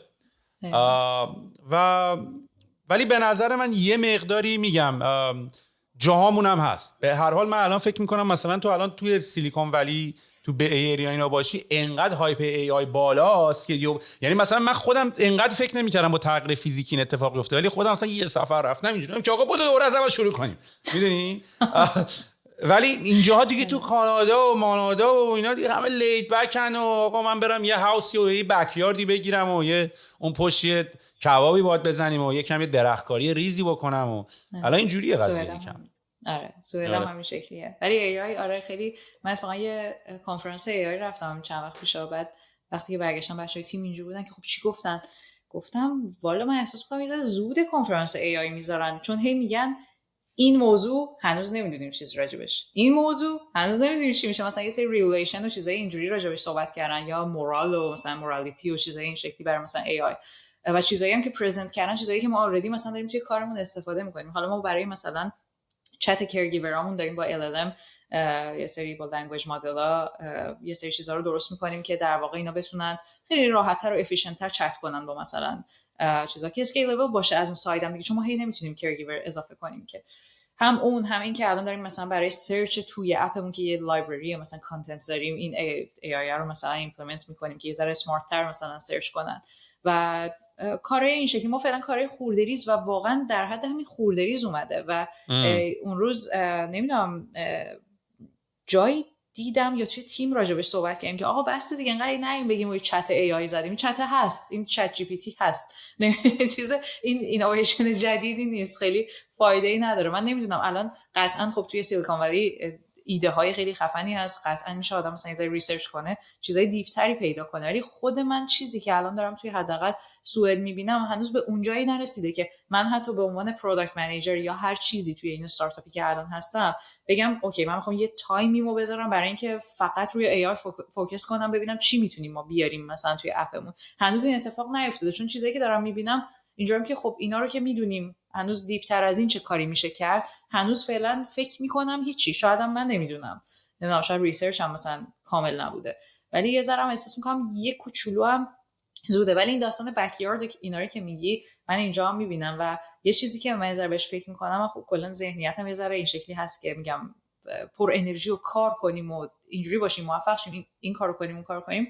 ولی اینجوری که نگاه میکنم که شاید اینا سالمن مثلا دیگه تو زندگی همین دیگه به قول تو بکیارد داشته باشی، یه هاوس بخری، 2 تا بچه بیاری و بری و ریتایر شی و بعدش هم که ریتایر شدی بری برای خودت مثلا حال کنی دیگه. نمیدونم من نمیتونم اون چیزا رو پیدا کنم، من نیستم این آدمه، من نیستم اینقدر آروم بگیرم یه جا، ولی از یه طرفم اینجوریام که وقتی این همه آدم دارن این کارو میکنن و توی آرامش نسبی هم هستن کدومش پس درسته بالاخره کدومش کار میکنه. نه من میبینم آرامش اینا از یکی مثل من بیشتره، ولی خب من همین ببین اینکه تو on your toesی من همیشه اینجوریم با یه استرسی یه چیزی یا با یه هیجانی باید همیشه on my toes باشم و برای همین من همیشه ورزشای خیلی اینتنس رو مثلا انتخاب میکردم. مثلا از 13-14 سالگی کیک باکسینگ میرفتم، از همون موقع اون باعث شد که من اصلا همیشه ورزشای اینتنس رو دوست داشته باشم، چون ورزشای رزمی من یه جورایی مثلا کیک باکسینگ میرفتم، یه تایمی ام ام ای میرفتم، بعد مثلا اومدم موی تای رفتم، این اصلا منو کشون توی فضایی که من همیشه این ورزشای اینجوری برم و ورزشای رزمی واقعا برای کسی که دوست داره مثلا امتحان کنه یه چیز کاملیه. یعنی من بعد از اون کراسفیت امتحان کردم، مثلا یوگا امتحان کردم، تنیس نمیدونم الان میدوام خیلی زیاد. رزمی این شکلیه که روی فلکسیبیلیتی تو کار میکنه. ورزشای هوازی همون ایروبیک داره، آن ایروبیک داره که تو مثلا بی هوازی یه سری مثلا تمرین میکنی موقعی که میت میزنی و چیزای این شکلی. جدا از اون یه سری چیزای در واقع ایندیورنس میشه گفت داره و روی مثلا استرنگث بدنت هم کار میکنه. تو مثلا دست و پا و کورس و همه چیز قوی میشه و این باعث شد که خب من کلا هر چیم که اومدم جلوتر، یعنی میخوام بگم که پرسونالیتیم یه شکلی که حتی تو ورزشم هم من این شکلی هم. الان مثلا هفته 30 تا 40 کیلومتر میدوام، واسش گول میذارم که مثلا بتونم هی توش بهتر بشم و واقعا این کارو نکنم نمیتونم اصلا درست فانکشن کنم، افسرده میشم. برای همین میگم نمیتونم اینو پیدا کنم که این مدل ماهاست و ماها باید این شکلی زندگی کنیم با یه هیجانی همیشه توی زندگیمون و با بالا نگه داشتن هورمونامون با یه مثلا ورزشی، یا اینکه نه درستش اون یکیه، ما کم کم باید به راه راست هدایت بشیم. اینو نمیتونم. این سوال تو من بهش خیلی فکر کردم قبلا. اولا که یاد نره the people who are crazy enough to think they can change the world are the ones who do. و منم اتفاقا در رابطه با اینکه آقا اینا این همه پارتی مارتی میکنن بیشتر داره حال میده یا اینکه ما مثل اینجا نشستیم مثل این نردا داریم کار میکنیم و اینا، بعد من اون کارا رو آخه میکنم، میدونی، یعنی مثلا من اون پارتی رو میرم، آخر هفته هم با بچه‌ها هستم، اصلا حال نمیده. یعنی اونا چون این ورا ندیدن فکر میکنن اون داره حال میده، میدونی. حالا من بشینم دور بچه، حالا یه ساعت 40 دقیقه نیم ساعت با بچه بعد یه چاتی بزنیم یه کاری بکنیم یه حالی هم میده. یه ساعته بشه 2 ساعت. اتفاقا من فکر کنم اونا این وراشون ندیدن. یعنی من اینجورم که اوکی با همون 20% انجویمنتتون حال کنین، میدونی. وگرنه خب این ور خیلی جذاب تره دیگه. به هر حال ببین ما داریم خودمون رو تو همه بازی‌ها گذاشتیم، یکم مارکتینگ، یکم فروش و اینا بازی، همون حرفی که زدم اینا بازی‌های مختلفه، میدونی. تو مگه نمیگی کیک باکسینگ؟ من برم دهن این، من اصلا احساس می‌کنم گیم گنده گیم زندگی دیگه آقا. at the end of the day it's a game of life، میدونی. آقا تو واسه من مثلا دوستای من واسه من تو فیفا مثلا یارو واسه من لاتیشو پر میکنه یا تو پوکر لاتیشو پر میکنه که من حالا جدا از این که تو اونا هم سعی میکنم کامپتیتیو باشم، ولی اینجوری که داشت واسه من تو فیفا نمیخواد چوسی بیای. بیا ببینیم تو زندگی کی داره میگرده که مجموعه همه این بازی‌های کوچیکه، میدونی که مجموعه همه این بازی‌های کوچیکه که تو صبح جیمت هم تونستی بری، صبح تونستی غذات هم درست بخوری، صبح تونستی کارت هم بکنی، صبح مارکتت هم تونستی بکنی، فروشت هم تونستی بکنی، پروداکت هم چند تا بازی رو بردی، میدونی. It's a lot of small games که کلا میشه بازی زندگی. و خب معلومه خیلی کازینوی باحال‌تریه زندگی، فقط نری یه گوشه‌شو بگیری. اصلا آره خیلی آخه این مود شده که همه میگن با این جمله‌های انگیزشی، این نمیدونم روانشناسی اشتباه زرد اینا همون لوزرها میگن دیگه. کی میگه اینا؟ لوزرها انگیزه پیدا نمیکنن. خیلی دقیقاً.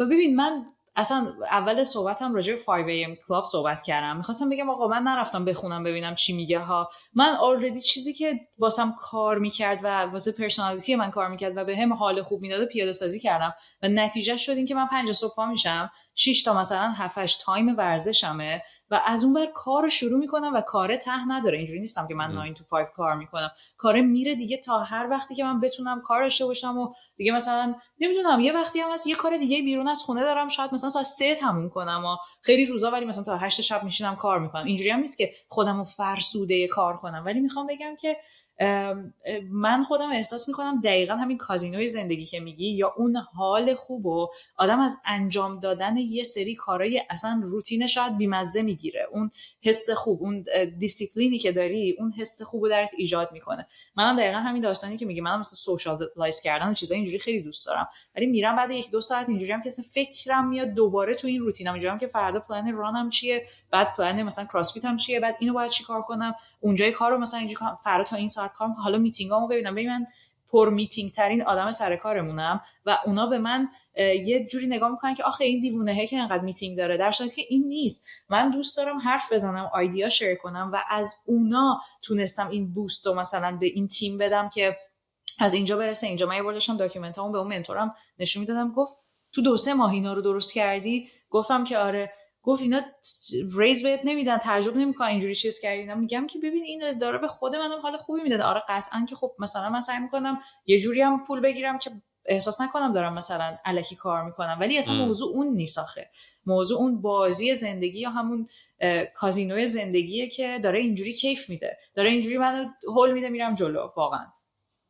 آره حالا ببین من جدا باید تو رو پیدا کنم، این بتر مودو بهت میخوام دمو کنم، هم بفروشم بهتون، هم این که از پروداکت منیجر یکم فیدبک تو راجبش بگیرم. مطمئنم خیلی باش حال میکنی. و این که آقا بسی ما لذت بردیم، خیلی خیلی ازت یاد گرفتم، خیلی خیلی حال داد، خیلی انرژی گرفتم. الان دوباره اینجوری هم که خب پاش خدا رو شکر پاشو بریم مثلا یکم دیگه کار بکنیم. خدا رو شکر نرماله. آخه ببین آخه خیلی ها مثلا من دوستان شدم مثلا بعضی موقع به من مسیج میزنن میگن بس دیگه کار نکن پاشو بیا اینجا. بعد من اینجوریم که آخه کار که مثلا کسی توفن رو سر من نداشته باید پادکست مثلا بسازه. خودم انتخاب کردم این کار رو بکنم. هر کاری که دارم میکنم خودم انتخاب کردم، میدونی انتخاب خودمه. و یعنی آخه به خاطر اینکه متاسفانه امیدوارم برای بقیه اتفاق بیفته 99% حالا عدد 92 رو کجا خودت آوردی 80% کسایی که میرن سر کار فقط بیشتر به خاطر جنبه مالیش دارن میرن سر کار. یعنی آقا یعنی اگه پول حقوق نمیدادن که نمیرفتن. نه میفهمم. البته ببین هم مثل ما بودن دعوامون میشد. آره اصلا کار نه همه چی در پیش نمیرفت. آره باید یه سری آدم باشن که آروم باشن، یکم بشینن کار کنن. واقعا ما خیلی خوبیم، ما خیلی خوبیم، همه بدن. ترشین شد اینو بنویسی زیر پادکست ما خیلی خوبیم. فکر دمت خیلی گرم، خیلی لذت بردم با صحبت کردم باهات. امیدوارم که دوباره بشینیم با هم دیگه صحبت کنیم. ببینم چندی بعدا. مرسی قربونت، خیلی خوشحال شدم. دمت گرم. خوبی داشته باشی. خداحافظ. قربونت.